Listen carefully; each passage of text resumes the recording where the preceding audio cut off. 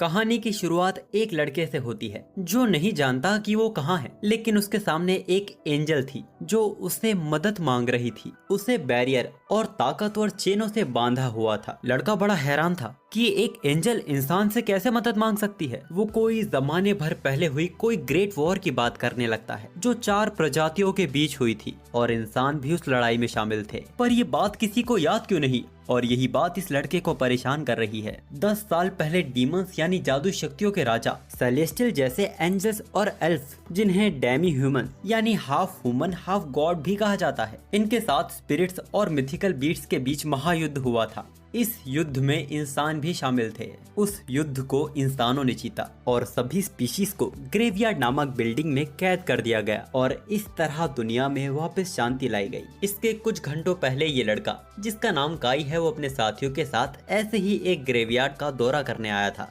काई के साथियों का नाम साकी और आशुरान है और इन दोनों के ही काम में लापरवाही झलकती है, लेकिन काई अपने इस काम को बहुत ही सीरियसली लेता है। रास्ते में आशुरान कहता है कि दुनिया में ऐसे 4 ग्रेवयार्ड हैं, तो उनके अकेले सीरियस होने से क्या होगा। काई कहता है कि बेशक बाकी 3 ग्रेवयार्ड को भी कड़ी सुरक्षा देनी चाहिए, क्योंकि अगर एक भी डीमन छूट गया तो दुनिया में तबाही मच जाएगी। साकी काई को थोड़ा चिल रहने को कहती है, पर काई इन दोनों को सीरियसली नहीं लेता। उसके लिए ग्रेवयार्ड पे निगरानी रखना ज्यादा जरूरी है। ये लोग उर्जा फेडरेशन से हैं, जो डीमंस के ग्रेवयार्ड पे नजर रखते हैं। इसके बाद हम काई और आशुरान को कॉम्बैट ट्रेनिंग के लिए मिथिकल बीस्ट की मशीन डॉल का इस्तेमाल करते हुए देखते हैं। आशुरान तो शुरू में ही बाहर हो गया था और बार बार काई को सेफ्टी वार्निंग्स मिलती जा रही थी, लेकिन वो रुकता नहीं है और चकमा देकर अपनी पूरी ताकत से उसके पैरों पर जोरदार धक्का देता है। लेकिन एक इंसानी शरीर की ताकत एक मिथिकल बीस्ट को हिलाने के लिए काफी नहीं थी। वो तो साकी ने वक्त पर मशीन को बंद कर दिया था, नहीं तो काई की जान भी जा सकती थी। बार बार काई की ऐसी ट्रेनिंग साकी को डरा देती है। वो बोलती है कि अगर काई का अस्तित्व ग्रेट वॉर के दौरान होता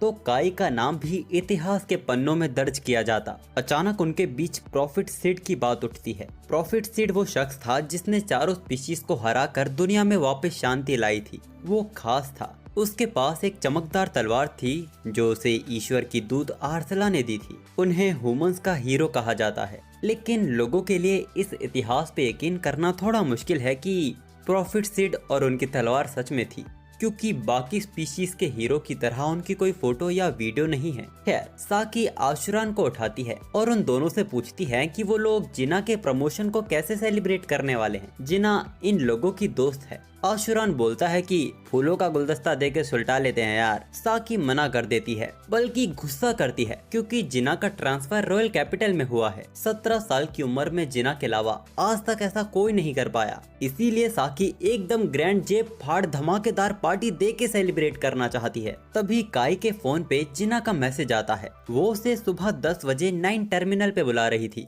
और उसने साकी और आशुरान को बताने से मना किया था, पर उन दोनों ने ही मैसेज पढ़ लिया था और अब वो दोनों इस चीज का अलग ही मतलब निकालने लगते हैं। काई कहता है कि ऐसा कुछ भी नहीं है और अपनी आज की दौड़ लगाने चला जाता है। इसके अगले दिन काई उसी जगह जिना का वेट कर रहा था जहां उसे बुलाया गया था और कुछ ही वक्त में जिना भी वहां आ जाती है। हमें पता चलता है कि जिना का ट्रांसफर होने वाला है, तो वो एक बार काई से मिलना चाहती थी, लेकिन वो ये देख हैरान थी कि आज तो छुट्टी है, फिर भी काई यूनिफॉर्म में क्यों आया है। हमें पता चलता है कि काई ने आज भी अपनी ट्रेनिंग को स्किप नहीं किया है। वो सुबह की ट्रेनिंग को खत्म करके सीधा यहीं आया है। जिना बोलती है कि मुझे तुम्हारी यही बात पसंद है।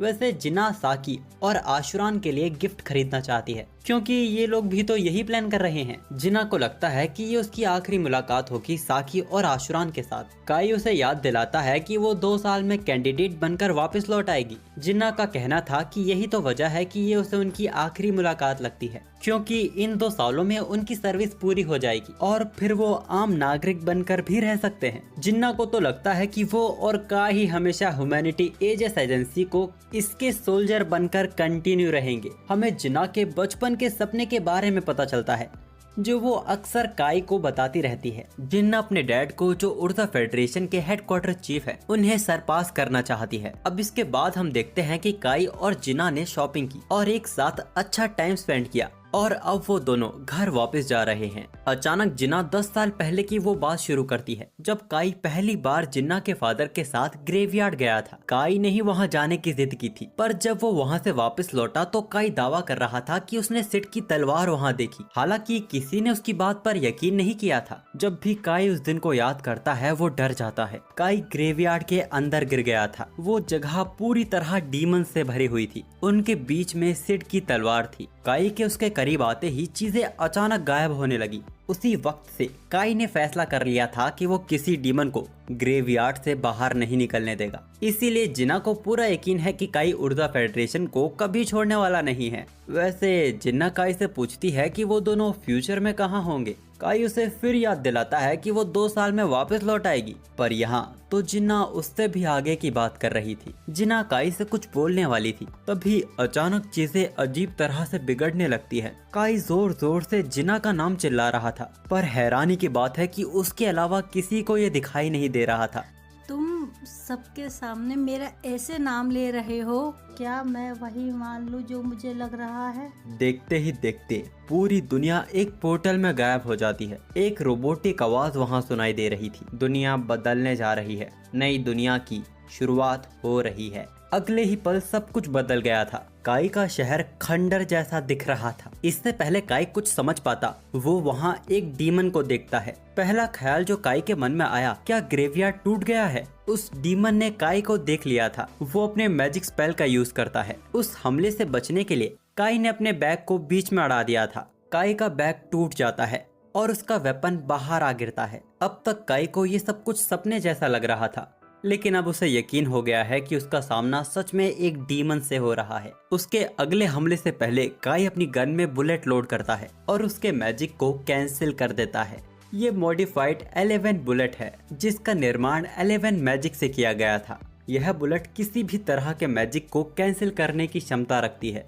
वो डीमन और मैजिक सर्कल बनाने लगता है, लेकिन किसी तरह काई हर एक हमले से बचते हुए उस डीमन के ऊपर अपनी तलवार से हमला करता है, पर इसका उस पर कोई असर नहीं हुआ था। पर तभी काई उसी तलवार से शूट करता है जिससे उस डीमन की मौत हो गई थी। ये मॉडिफाइड ड्रेक बुलेट थी, जो मिथिकल बीस्ट जितनी ही ताकतवर होती है। इतनी ताकतवर बुलेट्स को यूज करने का ये मौका काई को ये पहली बार मिला था, और इसके बावजूद उसके शरीर ने ये सब आसानी से सह लिया। यानी कि काई की हर दिन की ट्रेनिंग ने उसे डीमन का मुकाबला करने के काबिल बना दिया है। जब काई ये सब सोच ही रहा था, तब एक और डीमन वहाँ आ जाता है। ये डीमन इंसानी भाषा बोल सकता है। वो ये देख हैरान था कि एक इंसान से एक डीमन कैसे हार सकता है। काई को उस डीमन से पता चलता है कि सभी इंसानों को डीमंस ने गुलाम बना लिया है, और उस डीमन को दिख रहा है कि काई उनके लिए बहुत बड़ा खतरा बन सकता है। वो काई को खत्म करने जा रहा था, पर तभी साकी उसकी आंखों में फ्लैश बॉम्ब फेंक कर काई को वहाँ से भगा ले जाती है। लेकिन हैरानी की बात है कि साकी काई को पहचान नहीं पा रही थी। वो पूछती भी है कि काई उसका नाम कैसे जानता है। साकी भी काई नामक किसी भी व्यक्ति को ना जानने का दावा कर रही थी। आशुरान भी उसे पहचानने से मना कर देता है। काई एक जगह चुप बैठ जाता है और समझने की कोशिश करता है कि आखिर इस दुनिया को हो क्या गया है। काई को यहाँ पता चलता है कि यहाँ ह्यूमैनिटी एजेस एजेंसी जैसा कुछ भी नहीं है, बल्कि साकी और आशुरान रेसिडेंस के सोल्जर हैं। साकी बड़ी हैरान थी कि उसके सामने बैठा बंदा, जो कि एक इंसान है, आखिर वो इन सबके बारे में कैसे नहीं जानता। ये बंदा ह्यूमन रेबल आर्मी और रेसिडेंस के बारे में कैसे नहीं जानता। आशुरान बताता है कि 5 प्रजातियों के बीच महायुद्ध हुआ था और उसमें ह्यूमैनिटी की हार हुई। इस बात को बीते 30 साल हो चुके हैं। युद्ध के बाद सभी प्रजातियों ने धरती के हर एक हिस्से पर कब्जा कर लिया। काई पूछता है सभी इंसानों का क्या हुआ। वो बताता है कि सभी इंसान किसी तरह जिंदा रहने की कोशिश कर रहे हैं। इंसानों ने धरती के नीचे नई दुनिया बसा ली है। उनकी ये बातें सुनकर काई एक जगह ठहर जाता है और सवाल करता है कि ह्यूमैनिटी की हार क्यों हुई। उनके लिए ये सवाल बिल्कुल बचकाना था, क्योंकि डीमंस बहुत ही बड़े और ताकतवर होते हैं और अक्सर वो हमला झुंड में करते हैं, तो इंसान उनके सामने कैसे ही टिक पाते। काई उनसे प्रॉफिट सीड के बारे में पूछता है, तो ये लोग प्रॉफिट सीड को जानते ही नहीं थे। काई हैरान हो जाता है। अचानक वहाँ के निवासी हल्ला मचाने लगते हैं, क्योंकि मेन आर्मी फोर्स वहाँ से गुजर रही थी। हमें पता चलता है कि ऐसे और भी शहर बसाए गए हैं और वहाँ भी लोगों की सुरक्षा के लिए सिपाही तैनात हैं और उनको कमांड मेन आर्मी फोर्स ही करती है। काई ये देख हैरान था कि इस मेन आर्मी फोर्स की कमांडर जिना है और यहाँ के लोगों के लिए वो एक बहादुर मर्द है। साकी और आशुरान जिना को रिपोर्ट देते हैं कि काई कौन है और उसे किस तरह बचाया गया है। जिना भी काई को नहीं पहचानती। जब वो वहाँ से जा रही थी तब इन सब से परेशान हो चुका काई चिल्ला देता है। वो जिना को रोककर उससे पूछता है, क्या तुम्हें मैं याद नहीं? थोड़ी देर पहले तुम मेरे साथ शॉपिंग कर रही थी। जिना कहती है कि तुम्हें शायद कोई गलतफहमी हो गई है और वो वहाँ से जाने लगती है। तभी काई उससे पूछता है कि उसने मर्दों के कपड़े क्यों पहने हैं, जो वो है नहीं, वो क्यों बनने की कोशिश कर रही है? तुम तो लड़की होकर अपने पिता को पीछे छोड़ देना चाहती थी ना? काई ये सवाल सीधा उससे पूछने जा रहा था,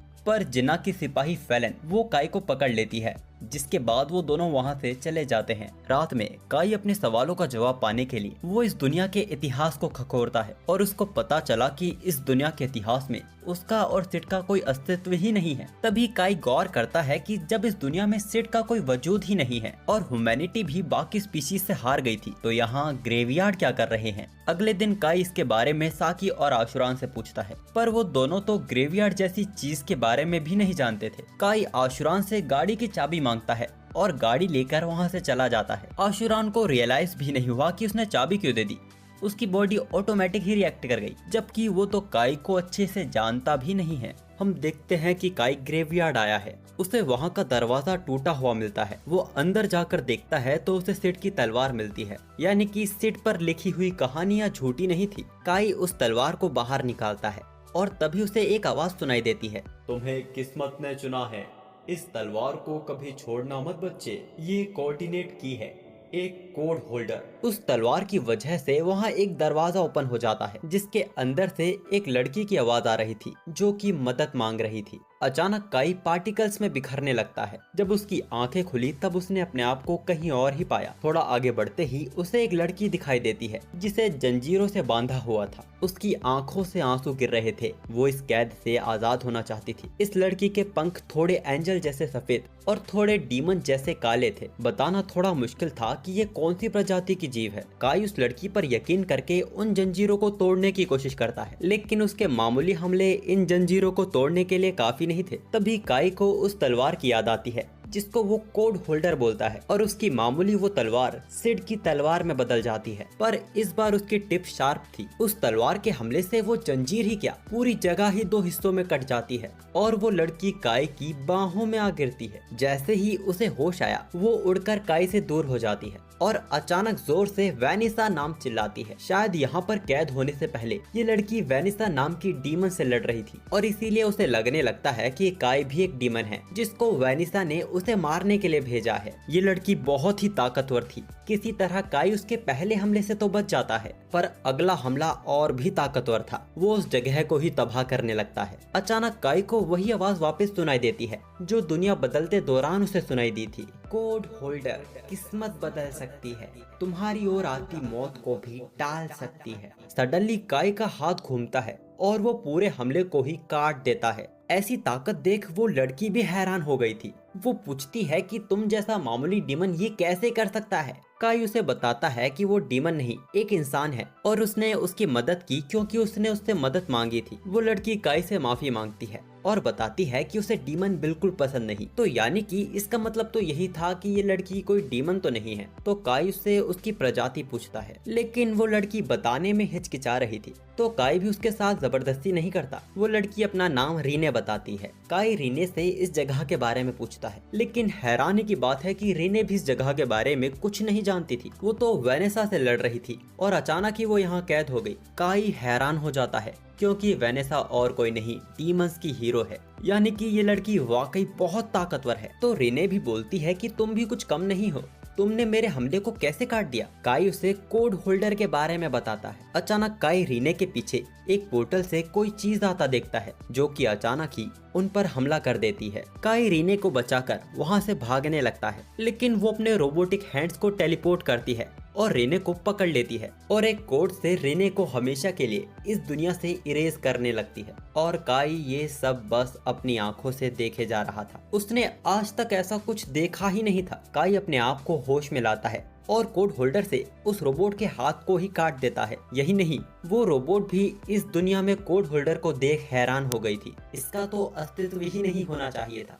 उस हमले से उस दुनिया में छेद हो गया था, जिसकी मदद से रिने और काई उस दुनिया से बाहर निकल पाते हैं। इस दौरान रिने ने काई के अंदर किसी और की छवि देखी। अपनी दुनिया में आते ही रिने काई को कस के गले लगा लेती है। वो बहुत ज्यादा डर गई थी। काई भी उसे गले लगा लेता है। इस दुनिया में वो दोनों बहुत अकेले हैं। रिने काई को बताती है कि उसे किसी प्रजाति ने नहीं अपनाया था, शुरू से ही वो अकेली थी। काई के जैसा उसे पहली बार कोई मिला है जिसने उसके लिए इतना कुछ किया। वो बताती है कि सबसे बदतर तो डीमंस थे, उन्होंने उसे कर्स बोलकर ठुकरा दिया था, इसीलिए वो डीमंस के हीरो वेनेसा से लड़ गई थी। काई भी बताता है कि वो भी ऐसा ही फील करता है। यहाँ पर सब उसे भूल गए हैं। जिस दुनिया को वो जानता था वहाँ ह्यूमंस ने वो महायुद्ध जीता था, पर यहाँ तो डीमंस ने इंसानों के शहर पर कब्जा कर लिया है। ये सुन रेने को भी झटका लगा था, क्योंकि जब वो वेनेसा से लड़ रही थी तब उसने सुना था कि ह्यूमंस का हीरो आ गया है और उसकी वजह से वो लड़ाई जीत रहे हैं। काई एक्साइटेड होकर पूछता है, क्या तुम सिड को जानती हो? पर रीने ने भी ये नाम पहली बार सुना था। काई निराश हो जाता है, लेकिन वो खुश भी था क्योंकि वो दोनों एक समान थे। उन दोनों को ही एक ही हिस्ट्री पता है। ये सुन रिने हैरान हो जाती है। वो काई के करीब आकर पूछती है, क्या हम दोनों एक जैसे हैं?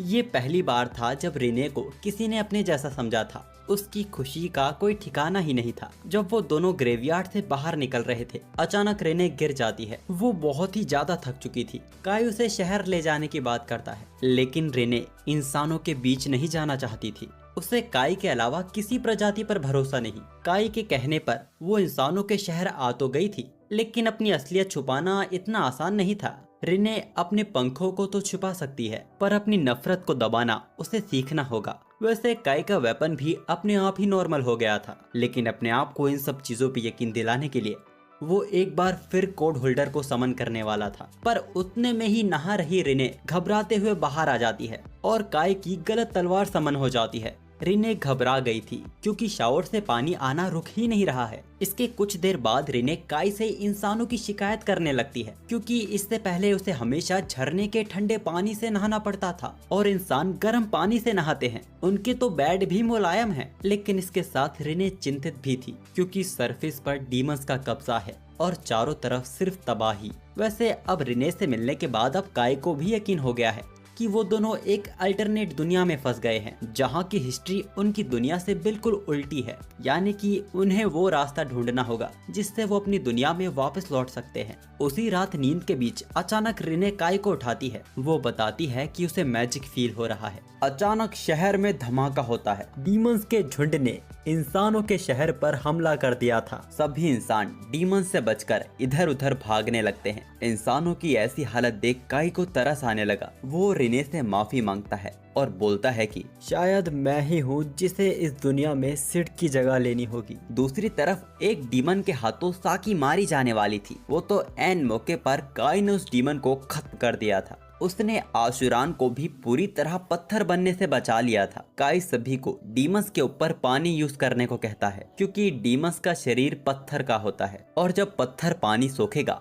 तो वो उड़ नहीं पाएंगे। अब दो डीमन काई पर ही हमला करने लगते हैं। काई उन्हें चकमा देकर एक जोरदार धक्का देता है और रिने उन दोनों को ही मार देती है। काई ने रिने की तारीफ की। तभी आशुरान और साकी भी वहां जाते हैं और पूछते हैं कि काई कौन सी ब्लेड का यूज कर रहा था जिसने मैजिक को भी नाकाम कर दिया, और कैसे काई अपने हाथों से ही डीमन से लड़ रहा था। काई उन्हें बताता है कि वो उस दुनिया से है जहां इंसानों ने वो महायुद्ध जीता था और ये सब उसने वहीं से सीखा है। वो दोनों ही काई की बातों पर यकीन नहीं कर पाते। तभी आशुरान को रिपोर्ट मिलती है कि दो डीमंस बचकर भाग गए हैं। अब क्योंकि अंडरग्राउंड जगह रिवील हो चुकी है तो शायद जल्द ही डीमंस का बहुत ही बड़ा हमला होगा। हालात की गंभीरता को परखते हुए काई और आशुरान साकी और रिने को रेबल आर्मी के हेडक्वार्टर ले जाने का फैसला करते हैं। उर्जा फेडरेशन की रेबल आर्मी हेडक्वार्टर पुराने कैपिटल में ही है, जो डीमंस के हाथों बहुत पहले तबाह हो चुका था। यहाँ डीमंस हेडक्वार्टर के होने के बारे में सोच भी नहीं पाएंगे। ये आइडिया फॉर्मल कमांडर जिना के डैड का था, जो कि अब इंजरी की वजह से रिटायर हो चुके हैं। अब जिना ही उनकी जगह लेकर फेडरेशन को चलाती है।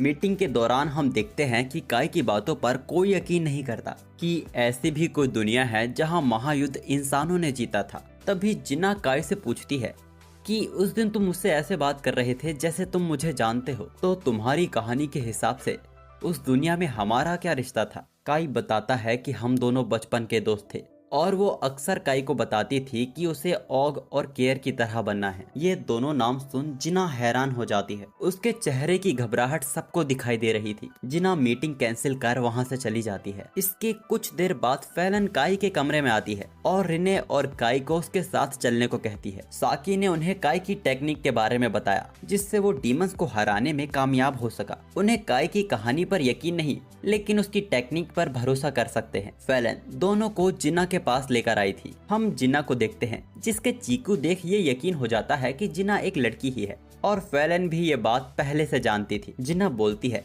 कि काई को उसके फादर और दादा के निकनेम पता है, लेकिन इसका मतलब ये नहीं कि वो उनकी कहानी पर यकीन कर लेंगे। पर काई के नॉलेज और बैटल आईक्यू की उन्हें जरूरत है उन डीमंस को खत्म करने के लिए जो यहाँ से भाग गए थे। अगर वो ये करने में कामयाब हो गए तो उनके अंडरग्राउंड शहर पर कोई खतरा नहीं होगा। इसके बदले काई को अच्छी कीमत भी दी जाएगी। पर रिने के हिसाब से ऐसा करना हालात को और भी खराब कर देगा। ऐसा करने से बाकी डीमंस को भी इंसानों के बारे में पता चल सकता है और अगर कोई हाई रैंक डीमन यहाँ आ गया तो उसके एक मैजिक स्पेल से सारी इंसानियत खत्म हो सकती है। जिन्ना गुस्से से चिल्लाकर बोलती है कि वो ये जानती है पर उनके पास कोई और चारा भी नहीं है। काई बोलता है कि उन्हें डीमंस की हीरो वेनेसा को निशाना बनाना चाहिए। काई अच्छे से जानता था कि अगर कोई चीज वेनेसा को हरा सकती है तो वो है सिड की तलवार कोड होल्डर। जिना को ये असंभव लगता है। काई बोलता है कि वेनेसा को खत्म करने वो और रिने ही जाएंगे। फैलन पूछती है कि वो उनके लिए इतना खतरा क्यों उठाएगा। जवाब एकदम साफ था,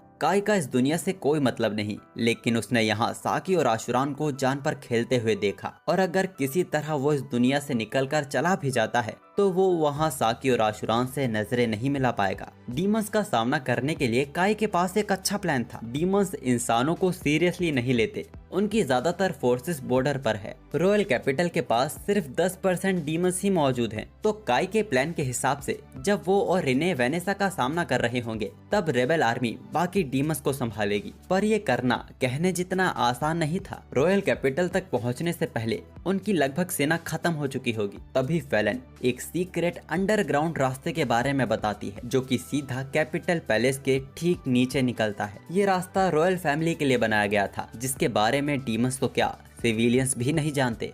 ये सुनकर जिना को बहुत बड़ा धक्का लगा था। आखिर उसे ऐसे टनल के बारे में क्यों नहीं पता। फैलन बताती है कि 15 साल पहले जिना के फादर ने ऐसा करने के बारे में सोचा था, लेकिन वो लोग वेनेसा को हरा पाते इसकी कोई उम्मीद नहीं थी और एक पिता होने के कारण उन्होंने अपनी बेटी को खतरे में डालना ठीक नहीं समझा। खैर, इस बात को भूलकर हमला करने की तैयारी शुरू कर दी जाती है। इस बीच रिने अपने आप से ही बातें कर रही थी। वो बोलती है कि डीमंस उसे बिल्कुल पसंद नहीं, वो धोखेबाज होते हैं और स्पिरिट उसे इसीलिए पसंद नहीं क्योंकि वो खतरनाक होते हैं। मिथिकल बीस्ट बहुत घिनौने होते हैं, सेलेस्टियल बहुत ही जिद्दी होते हैं और ह्यूमन से इसीलिए क्योंकि वो कमजोर होते हैं। लेकिन रिने तो इन चारों से ही बनी है, इसीलिए वो सबसे ज्यादा नफरत अपने आप से करती है। पर काई उसके लिए सभी से अलग था। उसने उसे ठुकराया नहीं, काई ने उसे अपनाया।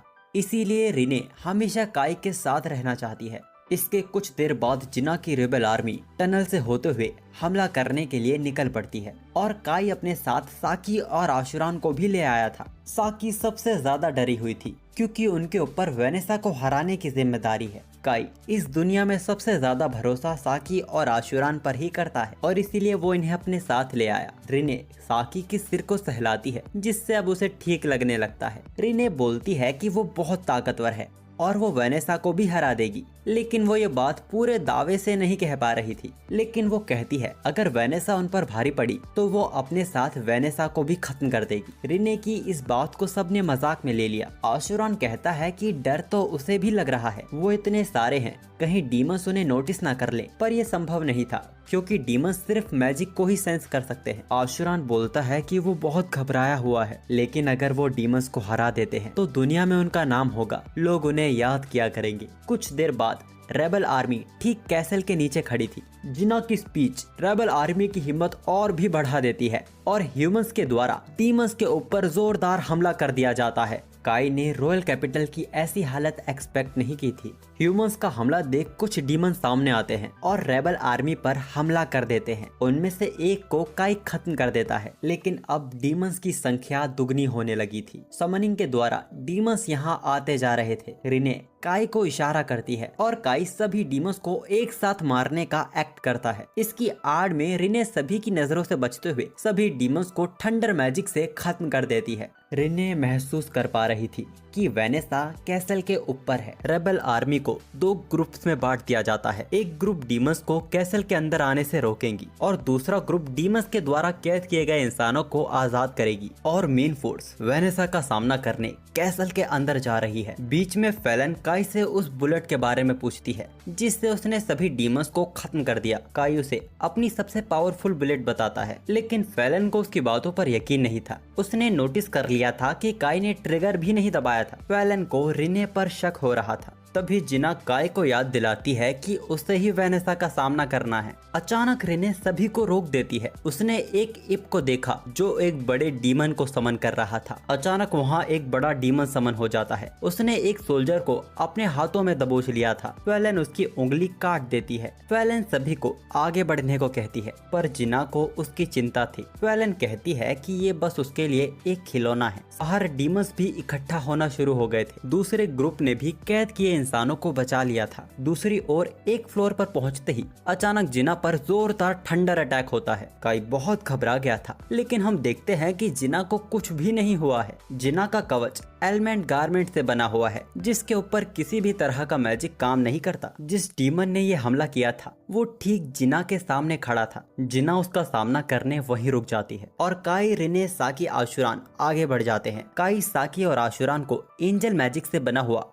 पैंट पहना देता है, जिसकी मदद से वो डीमंस की नजरों से बचे रहेंगे। तभी अचानक जमीन जोरों से हिलने लगती है। एक बड़ा डीमन उनकी ओर आ रहा था। साकी डर से उस पर हमला करने वाली थी, पर रिने उसे रोक देती है। बैरियर मैजिक काम कर रहा था। वो डीमन उन्हें देख नहीं पाता और आगे बढ़ जाता है। हम देखते हैं कि साकी और आशुरान पूरे कैसल की पावर सप्लाई पर रुक जाते हैं ताकि वेनेसा उन पर भारी पड़े तो वो पावर काट के एक मौका बना सके। इसके बाद कुछ फ्लोर आते ही अचानक अलार्म बजने लगता है। रिने इस पर यकीन नहीं कर पाती कि उसके मैजिक के होते हुए वो पकड़े कैसे जा सकते हैं। ये ह्यूमन टेक्नोलॉजी की वजह से हुआ है जो डीमन इस्तेमाल कर रहे हैं। डीमंस रिने के विंग्स को देख उसकी बेइज्जती करने लगते हैं। कितनी घटिया चीज है, क्या क्या देखना पड़ रहा है। काई उससे पूछता है, क्या तुम ही सर्विलांस सिस्टम को मेंटेन कर रहे हो? वो बताता है कि सर्विलांस सिस्टम पर नजर एम्ब्रेस वेनेसा रखती है। ये उनका ही सुझाव था, ह्यूमंस की इस कमाल की टेक्नोलॉजी को अपने काम में लाना और इसकी देखरेख इंसानों से करवाई जाती है। वेनेसा ये देख इम्प्रेस हुई कि आखिर इन्होंने खुद मौत तक आने की बहादुरी कैसे की। तो काई उससे पूछता है, तो क्या तुम हमें वहां तक नहीं लेके जाओगे? वो डीमन अपने मैजिक को रिलीज करने को तैयार हो गए थे। रिने काई को उड़ा ले जाती है और उसे दूसरी ओर फेंक देती है। उसने उन दोनों के बीच में बैरियर क्रिएट कर दिया था। वो काई को आगे बढ़ने को कहती है, मैं तुम्हारे पीछे ही आ रही हूँ। हम देखते हैं कि अब रिने हर एक स्पीशीज के मैजिक टाइप को एक ही वक्त में यूज कर रही है। दूसरी तरफ काई कैसल के टॉप पर पहुंच गया था, जहां उसकी मुलाकात डार्क एम्ब्रेस वेनेसा से हो ही जाती है। नीचे जिना अपने कुछ सिपाहियों के साथ उस 4 हाथ वाले डीमन का सामना कर रही थी। हालांकि वो डीमन उन पर भारी पड़ रहा था। वो जिना पर फायर स्वॉर्ड से हमला करता है, लेकिन एलिमेंट गारमेंट की वजह से जिना को कुछ नहीं होता और अब जिना अपनी स्वॉर्ड को एक बो में कन्वर्ट कर उस डीमन को खत्म कर देती है। हमें पता चलता है कि अब तक जो जिना मैजिक यूज कर रही थी वो एंजल एल्फ का मैजिक है और अगर कोई इंसान जिसको मैजिक नहीं आता वो इसका यूज करता है तो उसकी मौत भी हो सकती है और इसी वजह से जिना की हालत खराब होने लगती है। और उसी वक्त छत से 3 हेड डीमन डॉग उन पर हमला कर देता है। यहाँ जिना की जान जा सकती थी, वो तो फेलन ने उन्हें वक्त पे बचा लिया था। डीमन डॉग एक लेजेंडरी वॉरियर को जानता था और फेलन के वेपन को देख उसे शक होता है कि फेलन ही वही अननोन वॉरियर है। दूसरी तरफ हम देखते हैं कि डीमंस की हीरो वेनेसा काई को अपनी अदाओं से फंसाने की कोशिश कर रही थी, पर काई अपनी लंगोट का पक्का था। उसके इंकार ने वेनेसा को हैरान कर दिया था। वेनेसा उससे पूछती है, क्या तुम वही इंसान हो जो एल्विन गारमेंट का यूज करता है? पर काई ने तो उसे सच ही बता दिया था कि वो इस दुनिया से ही नहीं है, वो उस दुनिया से है जहां वेनेसा की हार हुई थी। वेनेसा को ये मजाक काफी पसंद आया। वो पूछती है कि उसे किसने हराया था। जब काई ने उसे बताया कि उसे इंसानों ने हराया था तो उसकी हंसी छूट जाती है। वो काई से उसका नाम पूछती है जिसने उसे हराया था, लेकिन जब काई ने सिड का नाम लिया, वेनेसा कुछ वक्त के लिए ठहर गई थी। अचानक उसके सिर में दर्द होने लगता है। उसे कुछ बातें याद आ रही थी, जैसे ग्रेवयार्ड, प्रोफेसी, कोड होल्डर और वर्ल्ड रिनकार्नेशन। दुनिया का पुनर्जन्म सुन काई हैरान हो गया था। तभी वेनेसा वापस नॉर्मल हो जाती है और काई पर हमला कर देती है। काई उसके हमले का जवाब दे उस पर काउंटर अटैक करता है, लेकिन उसे पता चला कि वो वेनेसा के छलावे में फंस गया है। वो अचानक काई के पीछे आकर हमला कर देती है, पर काई ने उसके उस हमले को भी भांप लिया था। वेनेसा काई से इम्प्रेस हो गई थी और इस बार वो पिछले से भी बड़ा हमला करती है, पर ये हमला भी काई का कुछ बिगाड़ नहीं पाता। वेनेसा ने इस बार पूरे फ्लोर पर मैजिक बिछा दिया था, जिससे पूरा कैसल हिलने लगता है। रिने और जिना को एहसास हो गया था कि ऊपर कुछ तो भयानक हो रहा है। ये हमला इतना ताकतवर था कि इस हमले से कोई हीरो ही बच पाता, पर काई कैसे बच गया वेनेसा को समझ नहीं आ रहा था। असल में काई को सिड की तलवार कोड होल्डर ने बचाया था। वेनेसा काई से पूछती है, ये किस तरह की तलवार है इंसान? और उसी वक्त वेनेसा के ऊपर बिजली का हमला होता है। काई को बचाने रिने वहां पहुंच चुकी थी, पर हम देखते हैं कि रिने बहुत ही घायल थी। इसके बावजूद वो बोलती है कि वो एकदम ठीक है। रिने को वेनेसा के ऊपर बहुत ही गुस्सा आ रहा था, जो उसने इतना खतरनाक हमला काई के ऊपर किया। पर इससे पहले कि रिने कुछ कर पाती, अचानक वेनेसा के पीछे वही पोर्टल ओपन होता है, जिसके अंदर से वही रोबोट बाहर निकल रही थी। इसका नाम लास्ट राइजर है और ये उससे अलग थी जिसने काई और रिने पर हमला किया था। वो वेनेसा को दबोच लेती है और वेनेसा को इस दुनिया से ही मिटाने लगती है, क्योंकि उसने टैबू वर्ड सिड शब्द का यूज किया था। वेनेसा को कुछ चीजें समझ आने लगती है। अचानक उसकी ताकत बढ़ गई थी और वो लास्ट राइजर के सिर को पकड़ उड़ा देती है। इतने ताकतवर हमले के बावजूद लास्ट राइजर बच गई थी, लेकिन अब लड़ने की हालत में नहीं थी। लास्ट राइजर अपने उसी पोर्टल से वहां से भाग जाती है। ये वेनेसा की कोई नई ताकत थी जिससे कभी रिने का भी सामना नहीं हुआ। रिने को डर लग रहा था। वेनेसा एक चीज नोटिस करती है कि उसके फोकस करने के बावजूद लास्ट राइजर का दिया निशान मिट नहीं रहा है। खैर, इससे पहले वेनेसा उन्हें खत्म करे, रिने वेनेसा को पकड़ लेती है और अपने चारों ओर एक प्रिज्म बैरियर बना लेती है ताकि काई वहां से भाग सके। वेनेसा की नई ताकत के सामने ये प्रिज्म एकदम बेकार था। वेनेसा उस बैरियर को तोड़ के रिने को खत्म करने वाली थी, लेकिन काई उनके बीच में आने लगता है, तो वेनेसा वो हमला काई पर ही कर देती है।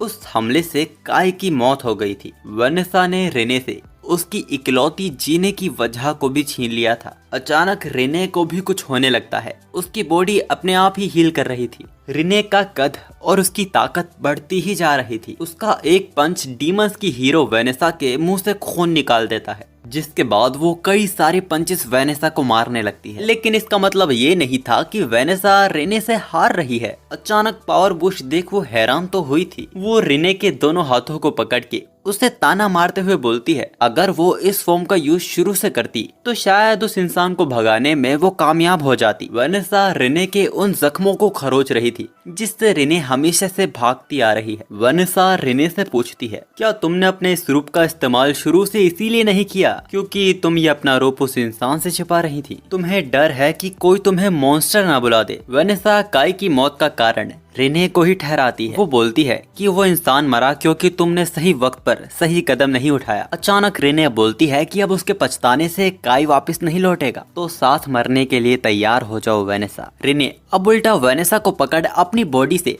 वेनेसा की बॉडी में कर्स ट्रांसफर करने लगती है, जिस कारण वेनेसा और रिने के शरीर के कई हिस्सों से खून निकलने लगता है। वेनेसा रिने के जीवन को ही श्राप बोलती है। इन दोनों के शरीर से इनके अंत तक खून निकलता रहेगा। पर अचानक रिने कमजोर पड़ने लगती है। उस कर्स का भी असर खत्म सा हो रहा था। असल में ये इलाका वेनेसा का है और दूसरी स्पीशीज को कमजोर करने के लिए यहाँ जादुई घेरा बना हुआ है। ये घेरा किसी भी तरह के मैजिक को भेज सकता है और रिने के अंदर तो हर स्पीशीज का हिस्सा है, इसीलिए रिने के ऊपर इसका 3 गुना असर पड़ रहा था। पर इसके बावजूद रिने होश में कैसे है, ये वेनेसा को हैरान कर रहा था। वो सवाल करती है कि तुम जैसे अजीब जीव का जन्म ही क्यों हुआ जिसकी कोई स्पीशीज ही नहीं है। रिने तो बस काई से माफी मांगे जा रही थी। वेनेसा रिने को भी खत्म कर देती है, पर जब धुआं हटा तो हमने देखा कि काई ने रिने को बचा लिया है। वेनेसा और रिने को अपनी आंखों पर यकीन नहीं हो रहा था, आखिर काई अभी तक जिंदा कैसे है। असल में काई को कोड होल्डर ने बचा लिया था। वेनेसा के हमले से वो सिर्फ बेहोश हुआ था और वो रिने को थैंक्स भी कहता है।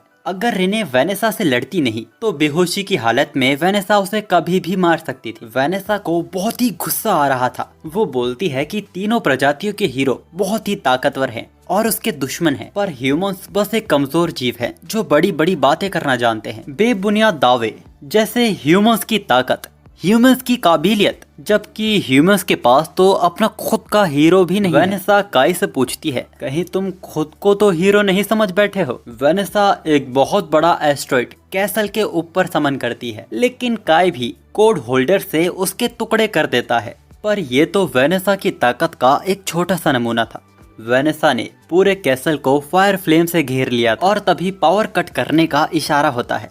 ह्यूमंस के पास मैजिकल एनर्जी नहीं होती तो डीमंस उन्हें सेंस नहीं कर सकते, पर अंधेरे में वेनेसा चमकती हुई कोड होल्डर को देख पा रही थी। वो कोड होल्डर को निशाना बना के काई पे हमला करती है, पर जब रोशनी हुई तो हमने देखा कि कोड होल्डर तो रिने लेकर भाग रही थी और अब तक काई वेनेसा के पीछे आ पहुंचा था। 10 साल से काई जिस तकनीक की प्रैक्टिस करता आ रहा था, आज वो वेनेसा के ऊपर उसका यूज करता है। उसने वेनेसा को पूरी ताकत से पंच मारा और कोड होल्डर से उसके शरीर को काट दिया। वेनेसा का शरीर टूटने लगा था। अपने अंत के दौरान उसे कुछ बातें याद आ रही थी। वेनेसा खुलासा करती है कि इस दुनिया का पुनर्जन्म हुआ है और ये काम तीनों प्रजाति के हीरो में से किसी एक का है। इस घटना को सिड ने पहले ही भांप लिया था। वो उसे वर्ल्ड रिइंकार्नेशन कहता था, जो आगे होने वाला था। उसकी तैयारी के लिए सिड ने अपनी तलवार वेनेसा को सौंप दी थी और वेनेसा ने इसे ग्रेवयार्ड में छुपा दिया था, क्योंकि ये तलवार ही इस दुनिया को ठीक करने की चाबी है। काई वेनेसा की बातों पे यकीन नहीं करना चाहता था। वो पूछता है, तुम और सिड तो दुश्मन थे। वेनेसा बोलती है कि कुछ राज ऐसे हैं जो तुम नहीं जानते।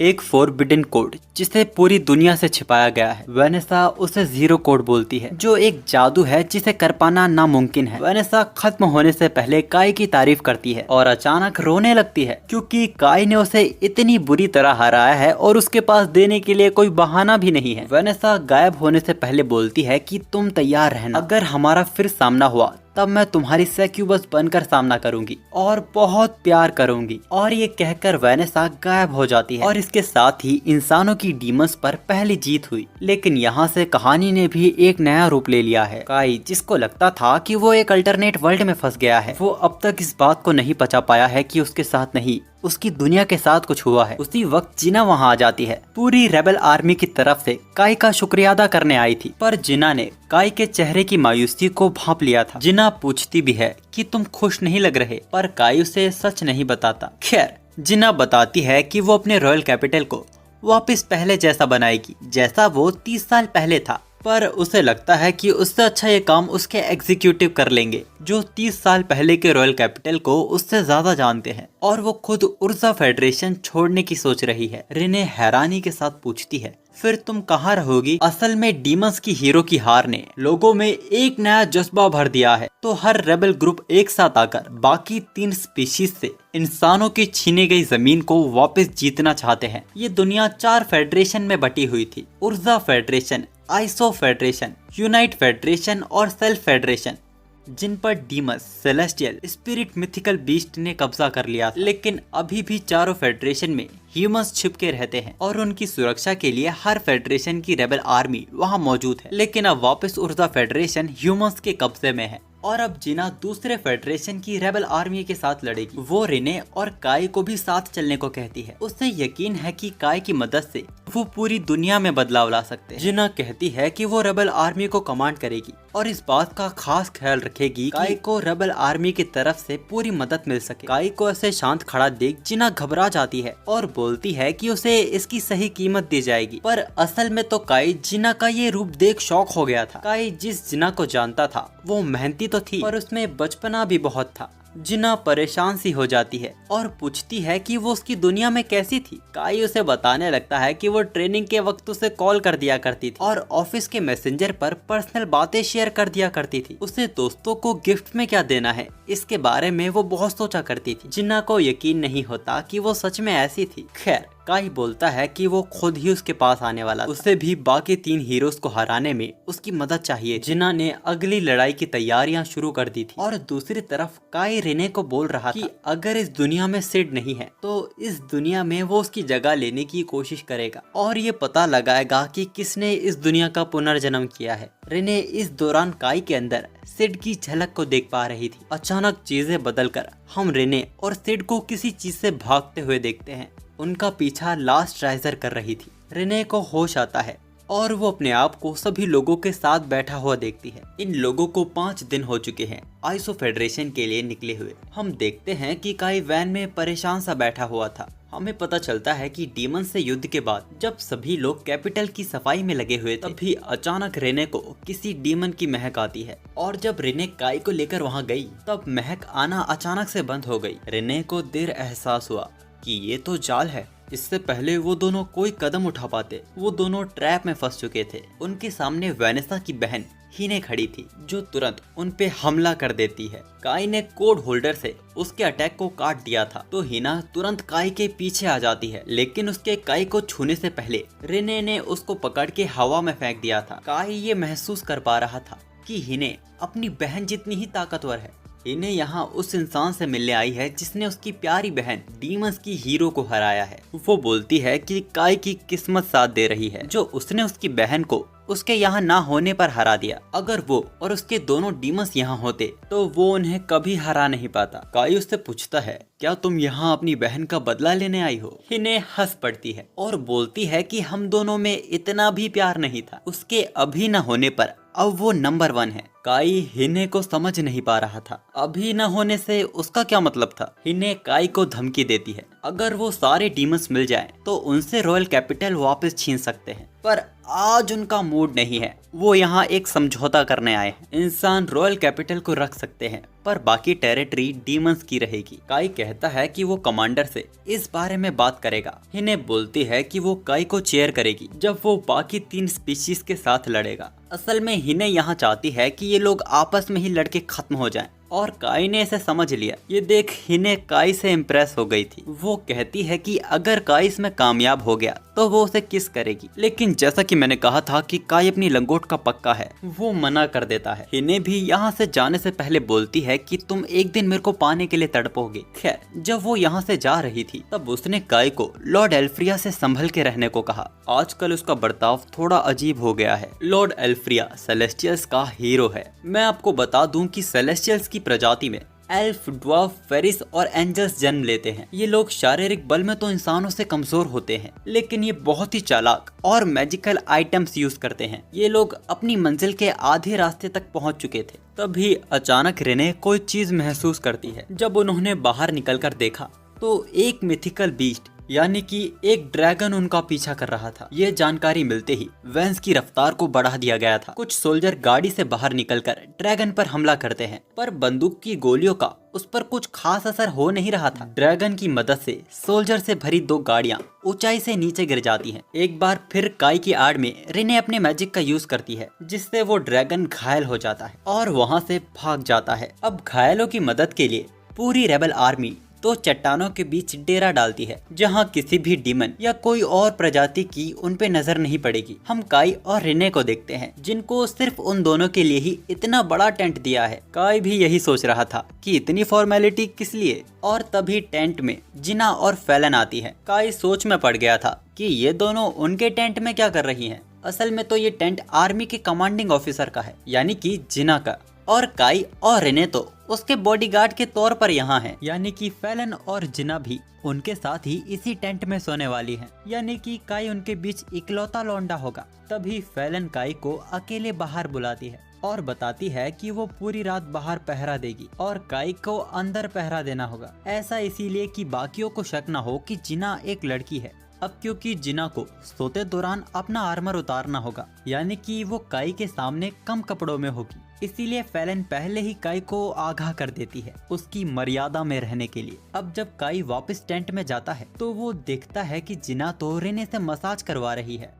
काई जिना से उस मिथिकल बीस्ट के बारे में बात करता है। वो अभी भी डीमंस के इलाके में थे। यहाँ किसी मिथिकल बीस्ट का होना ये सोचने वाली बात थी। हो सकता है कि बाकी स्पीशीज को भी वेनेसा की हार का पता चल गया हो और उस ड्रैगन को जानकारी लाने के लिए भेजा गया हो। जिना बोलती है कि रॉयल कैपिटल पूरी तरह सुरक्षित है। अगर मिथिकल बीस्ट हमला भी करते हैं तो वो लोग हारेंगे नहीं।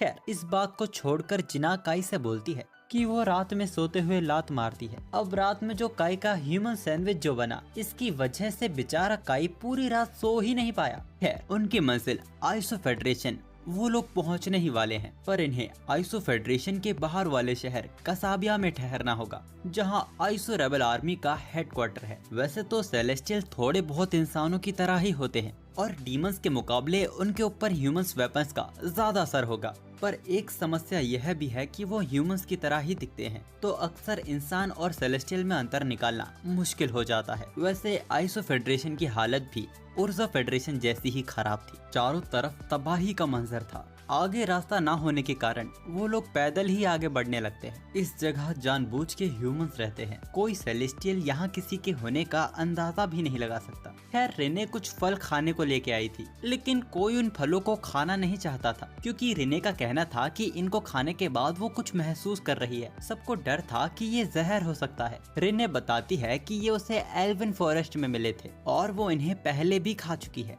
आज जो एल्विन फॉरेस्ट है वो कभी इंसानों का शहर हुआ करता था, पर सेलेस्टियल्स के राज के बाद से सब कुछ बदल गया है। अब जैसे ही ये लोग आइसो रेबल हेडक्वार्टर पहुंचे, वहां के लोगों के द्वारा इनका जोरदार स्वागत किया जाता है। आइसो रेबल आर्मी का एडवाइजर उनसे मिलने आता है। अब यहाँ हमें पता चलता है कि बेन और फैलन एक दूसरे को बहुत पहले से ही जानते हैं और एक साथ ये लोग कई जंग भी लड़ चुके हैं। बेन इनको अपने कमांडर दांते से मिलवाने जा रहा था। रास्ते में बेन फैलन से पूछता है कि वो उनके कमांडर के बारे में क्या जानती है। फैलन बताती है कि दांते आइसो फेडरेशन के पुराने शाही परिवार के वंशज है और वो अपने आप को राजा बुलवाना पसंद करते हैं। यही नहीं, उनके अंदर जलन, घमंड, शक की भावनाएं कूट कूट के भरी हुई हैं और इन्हीं कारणों की वजह से वो उर्जा फेडरेशन के कमांडर जिना को अपना सबसे बड़ा खतरा मानते हैं। बेन फैलन के द्वारा हालत की गंभीरता को समझाने की कोशिश कर रहा। दांते के रूम के बाहर उनकी मुलाकात असिस्टेंट कमांडर ओवीरे से होती है, जो कि बोलती है कि उसी के द्वारा वो लोग दांते से बात कर सकते हैं। अंदर से देखो तो दांते का कमरा वाकई आलीशान था, लेकिन वो जिना से कितनी नफरत करता है वो उसके शब्दों में साफ झलक रहा था। उसका मानना है कि जिना यहाँ उसके लोगों की मसीहा बनने आई है, पर असल में तो आइसो फेडरेशन से ही उनके पास मदद की रिक्वेस्ट आई थी। इस पर दांते जवाब देता है कि वो रिक्वेस्ट उससे बिना पूछे भेजी गई थी। जिना जवाब देती है कि मुद्दा ये नहीं है कि लेटर पूछ के भेजा गया था या फिर नहीं, सवाल ये है कि आप लोग सेलेस्टियल्स के गुलाम बन के तो नहीं रहना चाहते, तो इससे फर्क नहीं पड़ना चाहिए कि किसका नाम होता है। जिना सुझाव देती है कि सेलेस्टियल्स के ऊपर जीत के बाद यहाँ की जनता ही तय कर लेगी कि यहाँ कौन क्या कहलाएगा, और अगर दांते को अपने लोगों से इज्जत चाहिए तो उसे इसके लायक बनना होगा। इसके कुछ देर बाद दोनों फेडरेशन के कमांडर के बीच मीटिंग रखी जाती है। बेन बताता है कि आइसो फेडरेशन का अलग अलग हिस्सा सेलेस्टियल्स की किसी न किसी स्पीशीज के हिस्से में है, इसीलिए वो लोग नहीं जानते कि सेलेस्टियल्स का हीरो कहाँ है। जिना सेलेस्टियल्स के हीरो यानी एल्फ्रिया को ढूंढने का जिम्मा अपने ऊपर लेती है। बस उसे दांते की आर्मी से कुछ काबिल ऑफिसर्स चाहिए थे। आइसो फेडरेशन की रेबल आर्मी हैरान हो जाती है। दांते भी जिना को बेवकूफ कहता है जो वो कमांडर होकर मिशन पर जाने की बात कर रही है। जिना जवाब देती है कि उनके सिपाही जान की बाजी लगा देते हैं हमारे लिए लड़ने के लिए, तो वो भी कमांडर होने के नाते ऐसा जिगरा रखता है। जिना के इस जवाब ने आइसो फेडरेशन की रेबल आर्मी का दिल जीत लिया था। वो दांते के ही पीछे जिना की तारीफ करने लगते हैं। अब रात के वक्त हम देखते हैं कि सभी का मुंह बना हुआ है, क्योंकि रेने ने उन्हीं फलों से खाना बनवाया है जो न जाने इंसानों के खाने लायक है भी या नहीं पता नहीं। वहाँ अचानक आशुरान असिस्टेंट कमांडर क्यूबेरे की खूबसूरती की तारीफ करने लगता है। क्यूबेरी ने तो रेने का भी ध्यान खींच लिया था और तभी से रेने थोड़ी परेशान सी दिख रही है। अब अगले दिन जिना आइसो रेबल आर्मी के कुछ सोल्जर्स के साथ एल्विन फॉरेस्ट में छानबीन के लिए जाती है और वहीं दूसरी तरफ दांते जिना को कोस रहा था। क्यूबेरी भी दांते की बातों का सपोर्ट करती थी। वो बोलती है कि कमांडर को तो कैंप में डटे रहकर अपनी आर्मी को आदेश देने का काम करना चाहिए, और इसी तरह क्यूबेरी दांते को बहकाए जा रही थी। शाम तक जिना भी लौट आई थी। अब क्योंकि उसे आइसो रेबल आर्मी का भरोसा जीतना था, इसीलिए वो फैलन के बिना ही उनके साथ चली गई थी। जिस बात को लेकर फैलन बहुत ही गुस्सा है। उसे पूरे वक्त जिना की चिंता सता रही थी। वैसे आज का सर्च मिशन बेहद ही कामयाब रहा। उन्हें एल्विन फॉरेस्ट में सेलेस्टियल्स के पैरों के निशान मिले और कुछ ऐसी जगह ढूंढ निकाली जहां से किसी को पता चले बिना वो अपना काम कर सकते हैं। वैसे इस मीटिंग में दांते और उसके असिस्टेंट क्यूबेरी नहीं आए थे, जिनों की कामयाबी उन्हें चुभ रही थी। क्यूबेरी दांते को सलाह देती है कि लोगों की नजर में वापस महान बनने के लिए दांते को जिन्हा से भी कुछ बड़ा करना होगा,